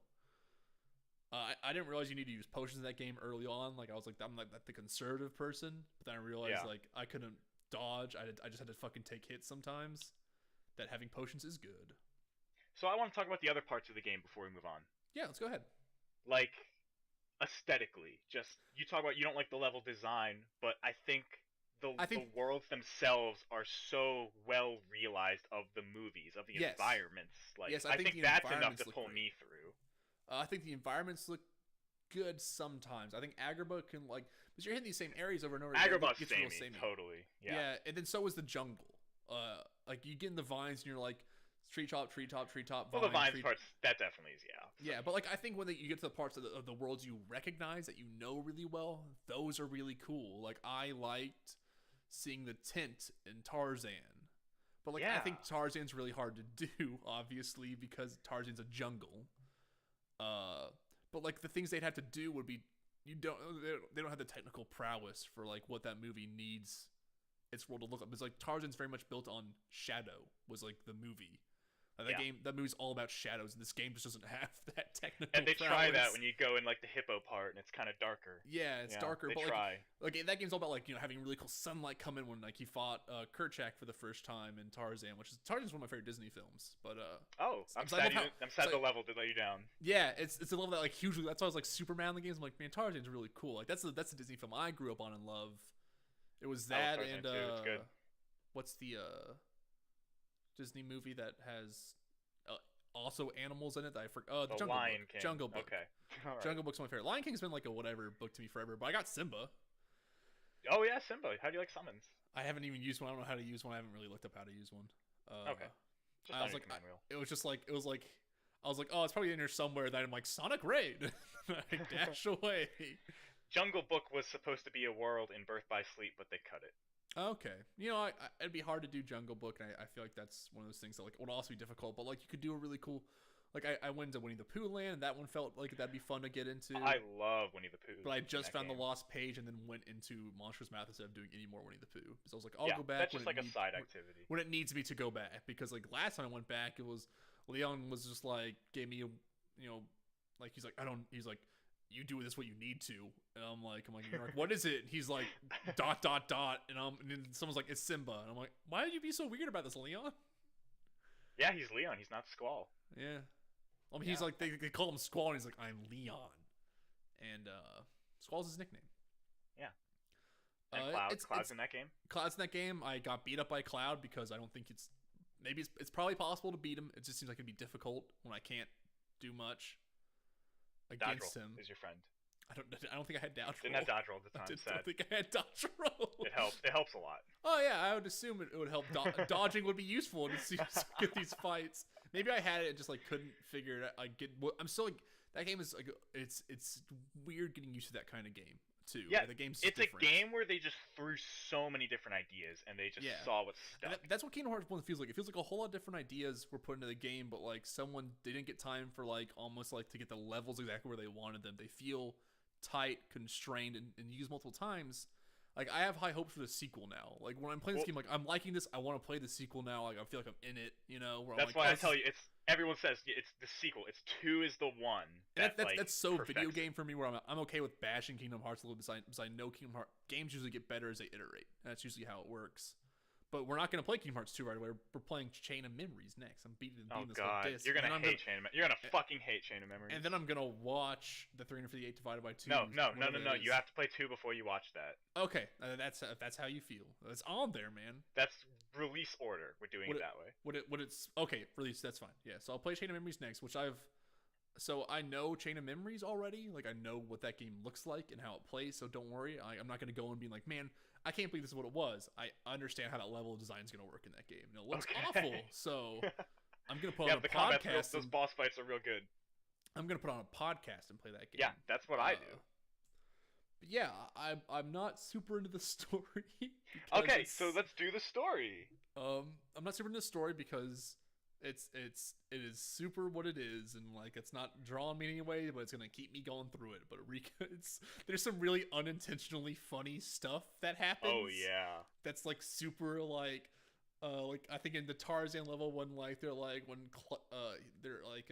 Clayton's gonna argue again, and then like Sora and everyone has their arms crossed, but Sora looks like a fucking idiot every time he does anything. He's like, look how cool I am, and like everyone's like looking at tough, and then it's just like it's like Tarzan and Sora next to each other do the funniest fucking thing, because like Tarzan's so ripped good. wild man and Sora's this dumb idiot with clown shoes, and I'm like, this fucking dumbass thinks he's cool. But that's like part of the appeal to the game. I really believe like that with the weird cheese, all the camp. Like, how do you feel about the cheese? I think some of the cheese is really good. I think some of it's really good. I think some of it's a little like I forgot it was happening because the levels are too long. They lean all the way into it, and it never stops. Yeah, it seems really good like that. I enjoy some of the things. I think it's some of the lips that people have, like where some people have animated mouths and some people have like the weird like flappy mouth. Yeah, they have animated mouths. People have those weird like it's a 2D mouth. That's what I'm trying to say.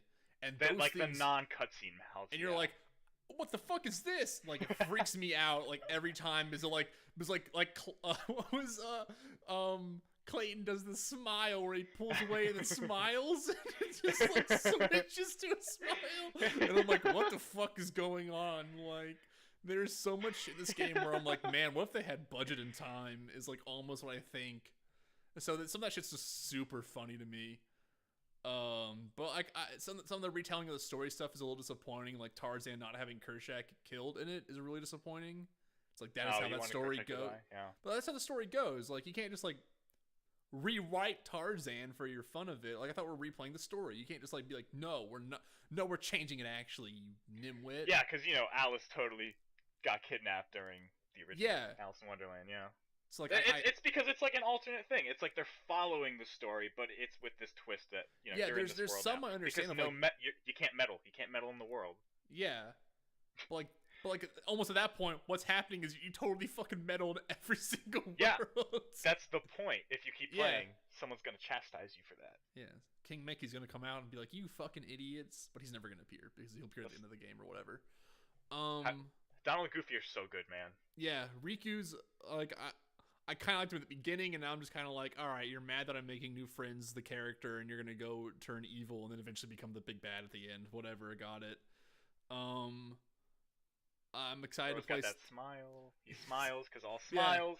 Yeah. We're all smiles all time. Riku's got a big dark sword. I'm like, I wonder if he's a bad guy. I've got my vampire ass sword, Reek. Am I a bad guy? I'm like, all right, yeah, okay. He's gonna be. And then you beat up one darkness, and he gets real fucking pissy about it. And you're like, okay, I beat up like the small fry.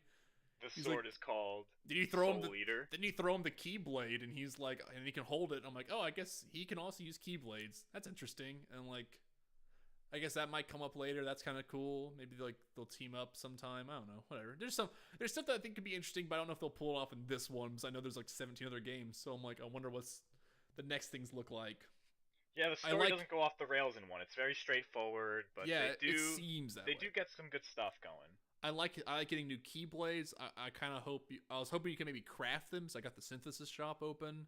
You can But then you could, craft the best Keyblade. okay, yeah. So I was just buying. I was like already synthesizing random stuff. It seems like if you have to synthesize things to unlock more synthesizing.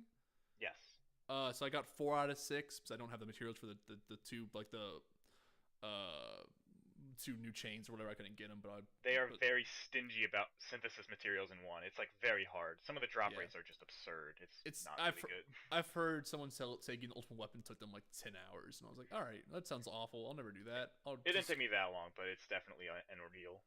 Yeah, but I have Lucky Strike on, so we're getting there. You know, we're Oh making it, yeah, so like making if you progress. if you take the shield, I can get Lucky Strike like last. It's miserable. Yeah, rough. Miserable. I have Lucky Strike for Goofy, not me. Oh, that's what it is.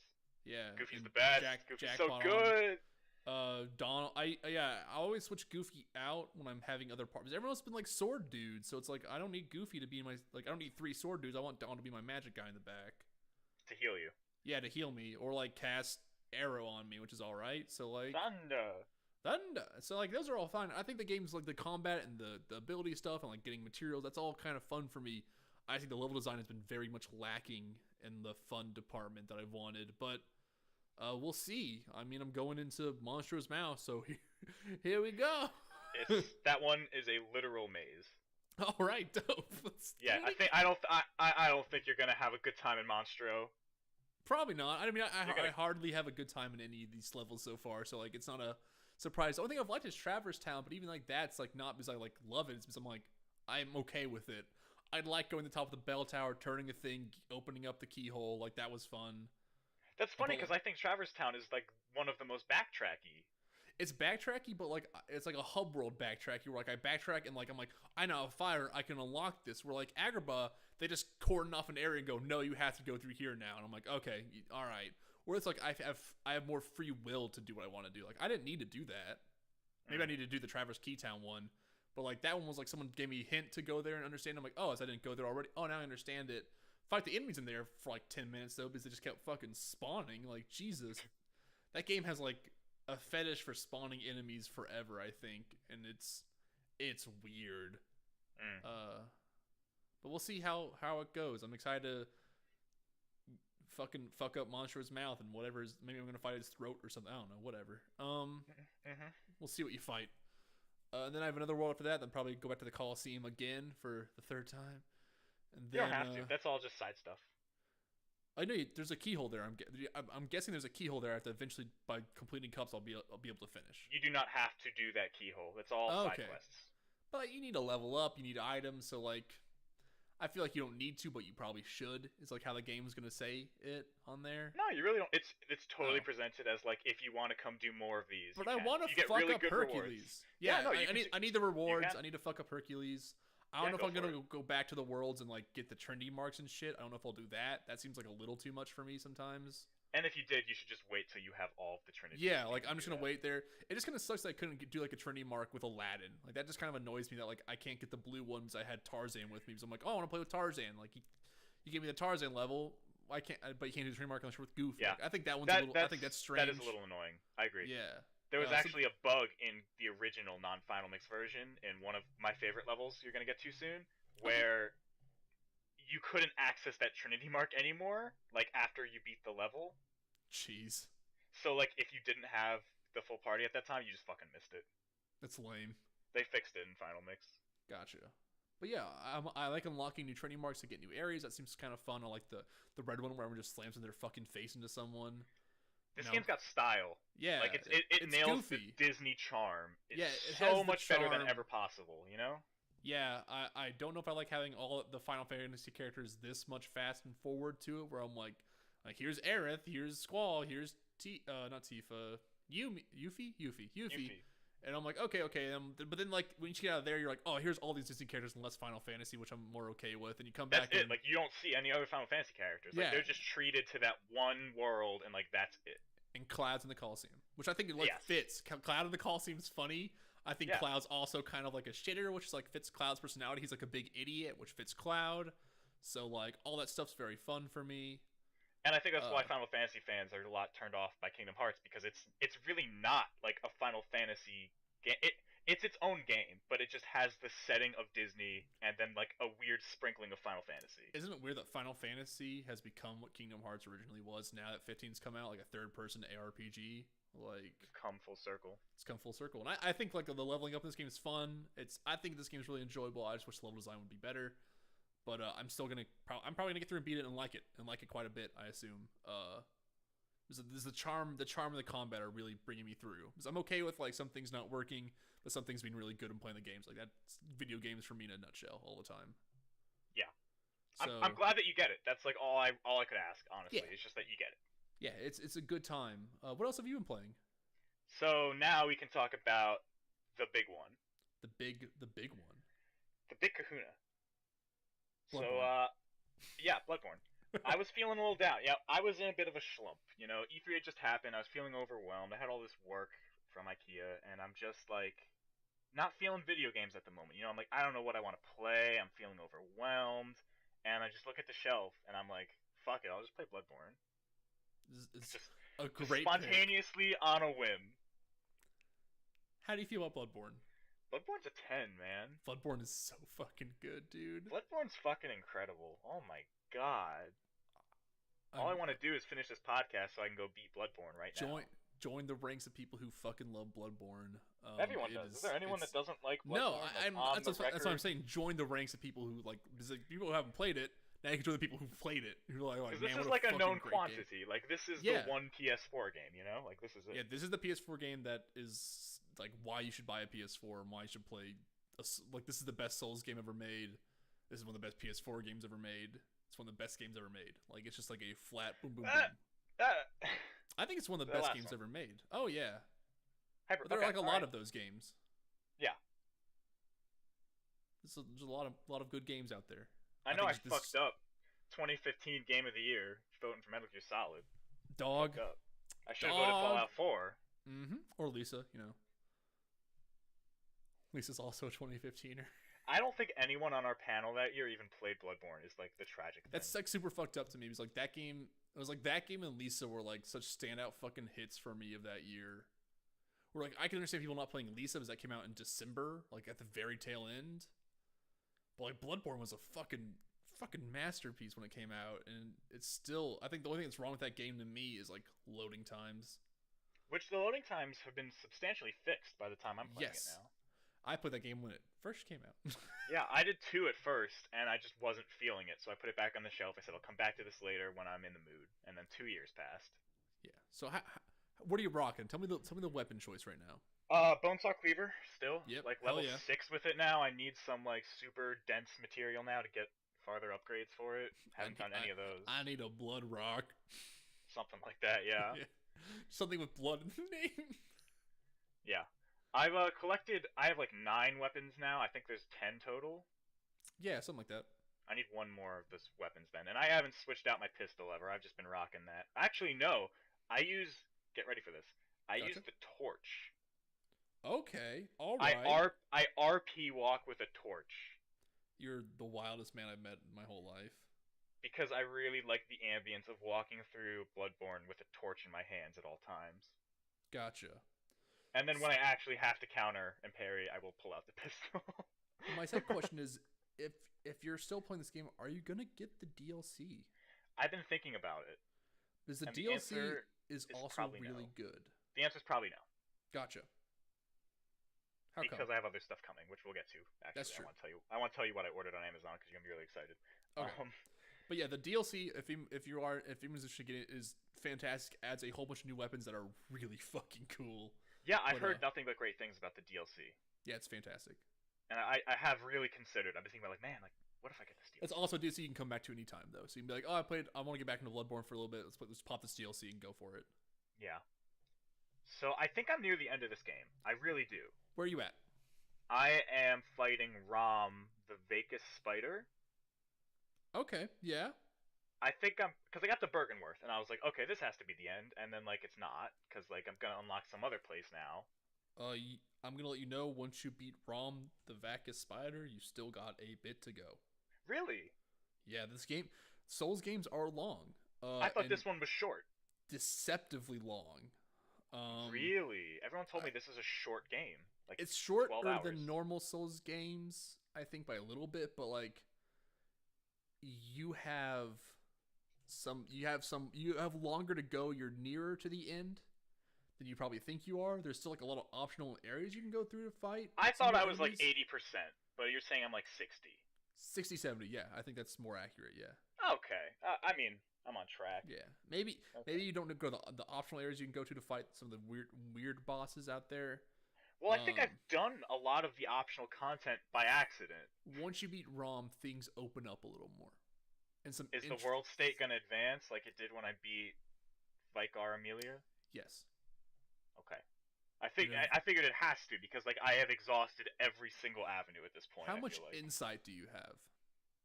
I think zero because I got frenzied and I lost. Is that what frenzy does? What does frenzy do? Frenzy is like eats some of your insight. Yeah. Okay. So Well, I have a lot of. I haven't used a single madman's knowledge, and I yeah, have like a you don't million need of to use them. those. Insight also changes how you see the world in the game if you have more of it. It's a very interesting Oh, mechanic. Insight is like it lets you see more of the world. It's your insight. But killing do I see Rom, enemies or? you don't see enemies, but you see things that weren't there, that were there in the world that you couldn't see before, that are just still there. Like They're the scenery? Do I see Cthulhian horrors and stuff? yes. Basically, yeah. That's what I Do you figured. remember outside the cemetery? Remember the bonfire after Father Gascoigne? Gascione? Gascoigne. Remember Yeah, that like kind of cemetery out there where like there's an island there and you go near it, like a weird like almost a rift opens up near there, like coming towards you. Did you ever do that? I found something that sounds like that by Vicar Amelia. Gotcha. There's weird stuff by there, and if you have more insight, you can just see what's doing that. Oh, It's very there's some very interesting stuff that happens. You'll find more areas, more stuff get open up once you beat Rom. It's very interesting. You'll like it. It's all weird Cthulhian nonsense just starts fucking happening. yeah, it Um, started. I'm fighting these bug people, some weird centipede, fucking don't shooting worry, fireballs. it goes further. Because yeah, we're shifting from beasts to Cthulhian horrors, which is Yeah, it's cool. I like it a lot. and the Hunter's Nightmare is even more like, what if we went all the way fucking down that road to like even like deep sea creature style stuff? Ooh. Well, Which yeah, I because really like. I'm getting all the runes and they're all like lake and like Yeah, all that shit. it's And, like, super this is good. Like just what a fucking great direction. Oh my Are you gonna go god. for the final boss? Like get the weird things, get all three weird things called a day boss. Is so okay. So let me talk about something I don't like about Bloodborne, which Okay. is something I don't like about Souls games in general. And I still don't love how obtuse they are. And I Yeah. know that's such a great thing for so many people. It's just not my favorite way of telling your story, of leading the player. I want a little bit more direction. I do. Yeah. I think like where I need to go. I've never had problems with finding in Dark Souls of like my directional sense. Of being like, they usually point you, like they make the levels wind the way you need to go, and if you Yes. hit a dead end, you can go back and take the right path, and that's where you go. The only I time think I had trouble was getting to the Forbidden Woods. yes, Was that would realizing I had the password. I had no fucking idea. Like, yeah, that yeah one got that me. one that one can be a little confusing. Yeah, that stuff too. The story wise or like side quests, I think are always super convoluted. And you need someone to like have a guide for you right there to be like, this is how you do that. Like And in I the know original, people love it. I don't like that. I don't like some of them. Like I think in the original Dark Souls, there's one that's like so convoluted and dumb that like I hate that it's like that. I wish it would just made more sense. I like that you can miss out on some. I think that's why people like it. Like you can miss out on whole stories, and that's interesting. I don't Yes. like that like there's sometimes just so fucked and you couldn't It's figure like, it out. how was I supposed to know that kind of Yeah, thing? that's It's not I like think that's it. totally fair. Yeah. But like discovering this crow lady, and she's like, "Hey, I'm gonna go kill Henrik," and then you go to fight Henrik, and she's there, and like you have that cool moment. Like I like that stuff's good, but then I feel like there's a million more things like that that I'm just missing because I just have no way of knowing about them. In And like Bloodborne, that sucks. it's in Bloodborne, it's way more condensed almost, and Yes, how that it is. feels like a focused Souls game, and I like that. I feel like that's a great thing of like there's only 10 weapons, and it's just more. Everything is more focused. Yeah, I think that's such a good strength of Bloodborne compared to a Souls game. yeah, and I think there's way less you miss out on in Bloodborne too. Like there's way less NPCs that you can meddle with their stories in Bloodborne. I think I've There's only like met like 3. Yeah, and like there's not that many. There's a few, but like their side quests are actually, some of them are like really straight. Some of the no, none of them are straightforward really. The crow one's the most probably. Did I But like even some do it right when I killed Henrik with her and she said thank you and I haven't seen her since? Like, um probably not. there's a I think there's a second part too, but you haven't gotten to the world state of it yet, so Okay. you have a bit of time. It's to even have me try to recount it. Like I beat Bloodborne one time and thought it was amazing and haven't gone back to it because like I was busy, had other things to do, never need to go back to it. Play Hunter's Nightmare, thought it was fantastic, was done. That was my Bloodborne experience. Hmm. That's how most of my Souls experiences. I've beaten Dark Souls 2 like 3 times, and that feels like 3 times, like 2 times too many. Like I don't need to play through those games a bunch of times to Okay. love them. For me, I think like I don't like new game pluses for a lot of those games. I think Dark Souls 2 is the only game that's a new game plus. Interestingly, that's why I beat it 2 times. And my third time beating it was just like this year going back and playing Dark Souls 2 again. Right. So stuff like that. I don't play those games a lot, but I think they're really fantastic. But Bloodborne is a game I could see going back to and just trying out a new weapon, but for a whole run. But like that just seems like I don't want to play through a whole entire game again for that. Okay. Yeah. Because that first time through, feeling that progression of getting better at shooting enemies for a parry isn't there anymore. It becomes like a cakewalk too much. I just get lazy. Yeah. Yeah. And then you have a lazy death, and then that doesn't feel good. Yeah, and you're like, all right, whatever. I'm fucking done. Basically. I love how they But tell you shields are stupid in that game too. That's really funny. They yeah, give you a just shield, and they're like, "Fuck you, some these of are stupid." some of the coolest moments in this game though is like get to Vicar Amelia. I like funny story. I have like 18,000 souls, which is a lot for me at the time. Yeah. I've got this summon though, so I can't. I summoned the NPC, so I couldn't cash them in. I was like, well, fuck. I guess I gotta try the boss. So I get ready. I go in. NPC's not there. I died like immediately because I was just confused. Didn't even get to like get a good run at her. So I was just sad. Like I wasn't even angry. I was just sad. So I respawn. I walk outside, and as I'm working my way back up, I'm just kind of like chilling out. Bottom of the staircase. This dude with a sack comes around the corner, and I'm like, oh okay. I haven't seen this enemy before. He wasn't here earlier. Weird ass Sackman's coming. Yeah, kills me immediately because he hits really hard. I was Yeah, not Sackman's expecting tough. it. And then I'm like, oh wow, that was weird. I guess I lost those 18,000 souls. More sadness. And then the death animation is like I wake up in a prison. Yeah, Blew my mind, man. I thought that was the coolest shit. that shit is so fucking cool. And when the Sackman cometh, I thought that was awesome. yeah, Like, that part's actually, really fucking cool. And you're in this fucking jail that's really difficult. I'm just and you're sitting like, there going like, what the fuck is going on? I'm just like walking around, like mind actually blown that they Yeah. did that. And They then do I find that in the some woman in original the caverns. Dark Yeah. Souls 2, but I think they do it so much better in Bloodborne. I didn't. It didn't happen to me in Dark Souls 2. In Dark Souls 1, in the original Dark Souls. I Okay, said. Dark Souls 1 then. Okay. Dark Souls 2, that never happens, but Dark Souls 1, they do it like if you get to a boss fight, you die, you get sent to jail. But like it's way less interesting how they do it. And this Because one's this like, was so subdued. It's just Yeah, this it's just weird like- dude comes around the corner with a sack. yeah, I think that's an insight trigger of some sort. I'm Oh. not totally sure Oh. how those work. Bloodborne's triggers are weird. I have not fully know all of it in like the back of my head yet. What a cool mechanic, though. There's some great shit in that game. So you're walking saw cleaver, pistol, and torch. Yes, and torch for RP. For RP Because purposes. also the game is dark, and I like to see where I'm going. So my end kit was the crow's daggers, which is what the lady has. Those 2 daggers, you know, I don't have those yet. I think that's the I got one I'm those. missing and those are so much fucking fun. then. And then What the are they shotgun combined into? blunderbuss. Do they like put them together into like a dual sword? Combine them. It's a short sword. Pull them apart. You got fucking fast twin daggers. Oh.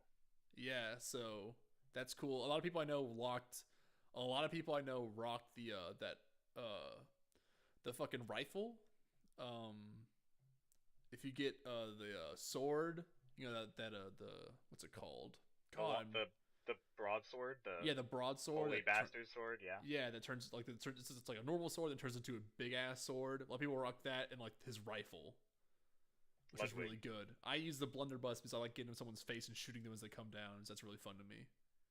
Okay. I like just the quick pistol. I feel like it makes it a little easier. I'm a big idiot who just wants to get in someone's face and be like blunderbuss and just shoot a dude in the face as he's coming down and just stagger him. So like I was the guy who'd like when someone would go for a wind up, I'd dash it and shoot like instantly. And that game has such a great combat feel, like fantastic combat. Yeah, totally. It's great. There was a moment where I had to just get good because it was those sack boys, and I was Guess like, I couldn't beat them, so I spent like half an hour just fighting that one next to that bonfire, just over and over and over again, just trying to get his parry down and beating one of them, and then dying to the second one, and then just getting over and over it. It yeah. felt good. I I feel finally like did it. Gascoigne was my time to like. You better start learning how to parry, buddy, because if you don't, you're dead. See, I beat him like almost first try. He was down to a sliver. I was real mad about that. Second try, I got him. I guess I did parry him a little bit, but I Yeah. haven't relied on parrying. I've been okay without using it too much, which I feel like I'm not playing the game right, but it's like whatever. You can play what you want, but like yeah, Fortunate. it gets way like there. It becomes a more interesting game when you learn like start pairing. I think, but like some enemies Totally. you just don't need to parry. Like there's some just enemies that like it's okay not to parry. It's easy to just fucking go in there with an axe and just slice them to death. Yeah, some enemies, Um, it's almost like the risk of parrying isn't worth it to me. yeah, You know? yeah, but Because like if you miss the parry, it's just you're fucked. yeah, I feel like the brute enemies are like where you need to learn how to parry. You're like when you have like a dude with a big ass axe who's like 7 feet tall and has a big, who just has a white face and you're terrified of, comes screaming at you. Yeah, I like That's those that's guys. when you get the fucking pistol out. I'm building World of Strength. I have like 27 strength, like 23, Nice. 23 health stamina, and then like 0 of the other shit. Yeah, that's fair. That's what I'm doing. Yeah, that game's great. All the weapons feel fantastic. I think every weapon is so much fun in that game. It's just a cool game. It's like, and it's also just cool. Like someone with an idea and just fucking Aesthetically, went just with it. so Yeah. great.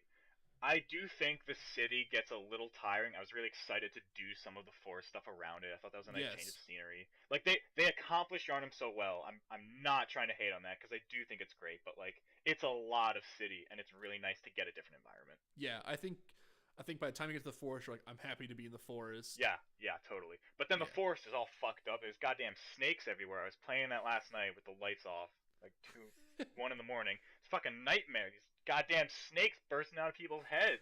I hate Goddamn it. snakes coming out of you. And then I thought I was gonna fight a giant snake. It was just 3 dudes. 3 dudes then who become snakes- giant snakes. Snakes came out of their face. Yeah. That fight's really good, actually, too. That fight's really good. I thought that was like one of the more underwhelming ones. I think because like you're allowed to like it's one of the few games where you've done lots of enemies in a like multiple enemy boss fights in a Souls game well to me, Sure. I beat the I witch think- on the first try. which is a pretty easy fight and a pretty Yeah. yeah, that one's pretty simple. And then there was a second witch. I was like, oh. Oh shit! And then it was a dead end. That was actually my favorite area. Was the path to the witch's hut. I think. Yeah, and then you're like got it, and you're like you got the thing, and you're like, okay, I'm done. Yeah, I was really sad that was a dead end. I wanted to go more explore outside. See, I love when you like get to a dead end Dark Souls. You're like, oh, that was all a dead. Oh, that's cool. And you're like, I guess I'm going back. And then like, of the I was game, like, where the fuck am I going now? yeah, I love teleport. I wish that teleporting was better in Dark Souls and Bloodborne. It's so much better in Dark Souls 2 than it is in Bloodborne, where you just sit down and you can travel to anywhere instead of having to jump back to the old hunter stream, then hit a tombstone, then bounce out. Yeah, I can't imagine that with the old load times. I was just Yeah, God. it's fucking infuriating, is what I'll tell you Yeah. what it was. In Dark Souls 2, I like it more because you hit travel and you can just pick any bonfire you've been to the whole game. It's I don't know why they didn't take that route, but maybe that's loading would be too hard. I have no idea. But It's a feature. it's a feature, not a bug. It's super bad though. Bad features. But yeah, that game's. I think you're a little hard on it. It's tedious, but I don't think it's a major deal. I don't think. I just think it's bad, and like I don't Sure. think I'm hard on it. Just hey, make it better if you ever make a sequel, which you never will. But that's okay because this game's fantastic. Don't make a sequel. That game sold incredible. Yeah, maybe someone else will make a sequel. I don't know if the people who made Sony will Bloodborne put make out a sequel. Yes, which I'm okay with maybe someone else taking reins on it. That'd be interesting, but I don't want Will the it be guy as who good? makes I don't want the guy who's been making Dark Souls to make another Dark Souls game for another 20 years probably. Yeah, and that's been talked about a ton. Yeah. Of course. But like, I play that game. I hate using guides. Like in all games, I do not want to do it. I get curious then because it's like I beat the dude with the Gatling gun, which also I fucking love that part. I thought that was the coolest that was thing. tough. That's a tough fight, but it's really fun. When you come out and he's just like, I must kill you, and then he's just Yeah. shooting you with a Gatling gun, and I lost 15,000 souls. Fuck that guy. And then I get up there, I think I'm gonna kick his ass. I can't kick his ass. Yeah, he'll fuck you right up. And then he falls off. The time I finally do beat him, he rolls off. Nice. And then like, Nailed well, and then I have to look up like, was I supposed to get anything from him? And then it's like, oh, it'll respawn. I was like, oh, okay, cool. And then Yeah. I did have to look up because I was like, I don't know where to go. I don't want to not enjoy this game by wandering around. I was like, oh, I can go to the Forbidden Woods now. Is basically what I had to do. Yeah. I was like, I, okay, I see as that. I've gotten older, I'm more and more okay with spoilers. I think with things. I think we talked about this maybe one time where I'm like, Yeah, you did. You don't I'm care about story spoilers at all. I'm starting to get to the point where I just don't think I care anymore. Because like I still like learn to appreciate what I feel like I understand twists and storytelling well enough to be like I appreciate twists. If I see it coming, I can maybe even appreciate it more because like they hint at it really well, or they really describe what the twist would be really well. Maybe I won't get the moment the same way some people do, who don't see the twist coming, but like twists never really get me anyways as much as they used to anymore. So like I've come to appreciate just like how storytelling works, and someone be like, oh, if you do this, then this happens, and I'm like, oh, okay, that's really cool. I didn't know that. I didn't see that. So like stuff like that's always great to me. But So yeah, I was just feeling in the moment like I will enjoy this game more right now if I just know where to oh go. yeah, So I was like, okay, going to Forbidden Woods, great, like I'm gonna play awesome. through Final Fantasy 12 Zodiac Age and literally pull out the guide I got like 3 years ago and dust it off and play through that whole game again. And I don't remember much of Zodiac Age. I mean, I remember a lot of it. I just don't remember like exactly how the game lines up. Because it's been fucking how long since that game came out? And I didn't own a PS2. I had to go to my friend's house to play it. So that game's like all broken off in weird chunks to me. But That's it was probably just like, 2003. yeah, it's fucking. God, I was not. I was 8 when I played that game. So 8, 9ish when I probably beat it then. So that game's it's been a fucking while, and it's one of my favorite Final Fantasy games. I've only replayed it. I played the beginning part like 2 years ago on a PS2 emulator and was like, "This game's fucking awesome." And then was like, "I'll just wait for the remaster to come out then, or the remastering of it to come out. So that game's gonna be great." So like I'm gonna bust out a guide for that fucking game. I have the guide. I got it for like $1.09 at the GameStop that still had it. Nice. Had it 2 years ago when I still worked there. It had a Final Fantasy 12 guide for Thick. 99 cents, and I just said fuck Thick. yeah and just bought it. So that was But one of the. yeah, Bloodborne's great. So tell me what you're ordering, because then I'll tell you what I've actually been re-downloading to play lately. Also, fuck Dark Beast Parl. Piece of Oh shit yeah, fucking boss. Fuck that guy. Put on Henrik's armor, I kicked his ass. Don't worry. Don't worry. fucked him right up. Bought that Henrik armor, you know I did. Yeah, hell yeah, hell yeah. So Fuck that what's the boss. order? What's on the order? What are you Well, getting? I finally broke. You playing through it has made me buy 1.5 plus 2.5. So I bought Okay, that for PS4.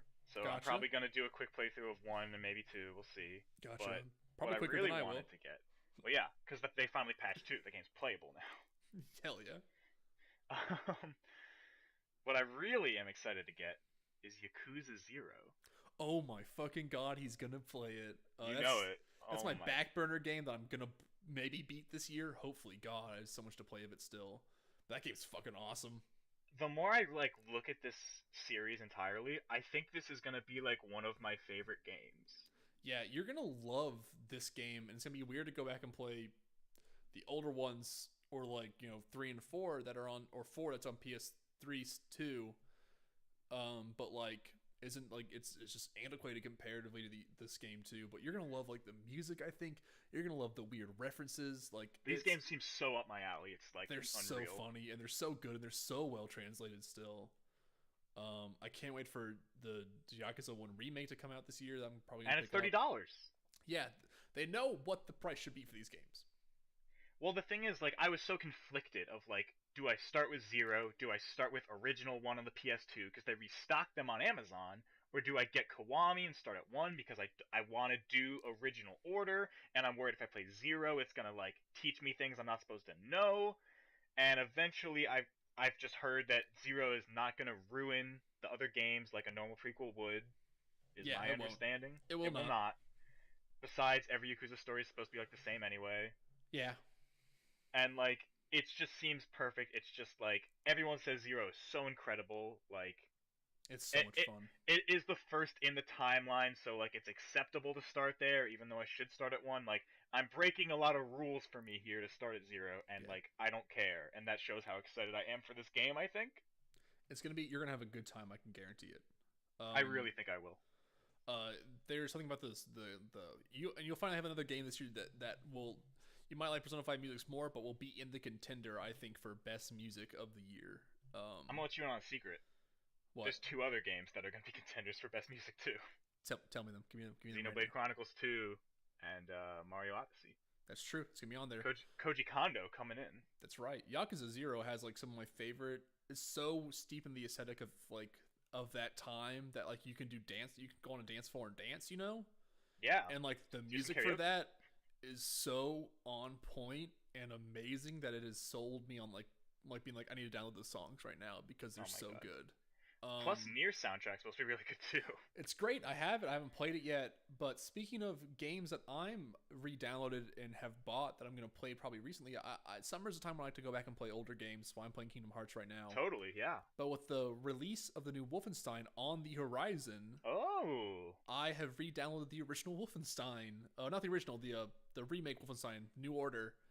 And I'm probably going to just play through that again because that game's fantastic and I remember really liking it and I want to play it again so I just have it fresh in my mind again because I really liked it. I need to finish that game. That game's fantastic. I'm going to pick the different story route this time. Who did you save in the first one? I think I saved the young kid the first time. I did too, and I looked at the trophy percentages, and more people saved the old man. Like, what? Yeah, I think Save the young guy. You're in a war. You gotta help. I don't know. Who knows? People probably just picked who they liked more, but I probably was pragmatic and said I picked the younger kid. I don't know. He's innocent. Yeah, he's innocent. But I'm probably gonna pick the Irishman this time. Yeah, totally. And then I also downloaded Hearts of Stone. Oh my Blood God. and Wine, The Witcher 3 DLC, but it was on Madman. On the cheap, and so I can't. They did a really cool thing for me here, which is great. I don't have my save from the original Witcher 3, which I beat, totally completed. I don't have my save for it anymore. I probably deleted it on accident. Something happened. Probably when I was trying to save memory back in the day. I got rid of it, didn't upload to the cloud or something. But you can just start a new game and it'll just give you like a level 31 Geralt. And be like, hey, just play through Blood and Wine, just play through Heart and Stone with these new characters. And like that's perfect for me. That's what I'm gonna do. I'm gonna play through those games. It's gonna be a lot of fun, I think. I'm excited. Formatting to play it like you could have just had a standalone, and that just gets you everything you need for it. That's cool. Yeah. Well, I think it is a standalone. Like it's not. You have to have the game, obviously, but like I think when you load up Hearts of Stone, it just goes, hey, you're playing this part in Hearts of Stone. It's not a part of the other game world you're in. I meant more like in Uncharted, they'll do like the standalone. Yes, yeah, which is really great. So I'm gonna play through those two probably soon. But I'm gonna try to beat Kingdom Hearts, and then get into those, and maybe play Nier in between with like Wolfenstein and stuff. You're 60%, 65% done Kingdom Hearts. That's all right. Game's pretty short, it seems like then. I was telling you. Yeah, but we're gonna call it quits here. I gotta go do some stuff, so we're gonna call it quits right now if that's all right with you. Video games are great. Video games are great. All right, this has been an episode of Objective Perspective. I'm Chase. I'm Joe. Play good games. See you later. Play good games. Play good games. I was doing so good. Been a long time since I felt this way. But you cracked that shell. Only time will tell, so I'll wash my hands of it. That mess of presence makes me nervous, and I don't deserve this. What could I do? You didn't ask for this, so I'll wash my hands of it. I was doing so good. Been a long time since I felt this way. But you cracked that shell. Only time will tell, so I'll wash my hands of it. That mess of presence makes me nervous, and I don't deserve this. What could I do? You didn't ask for this, so I'll wash my hands of it.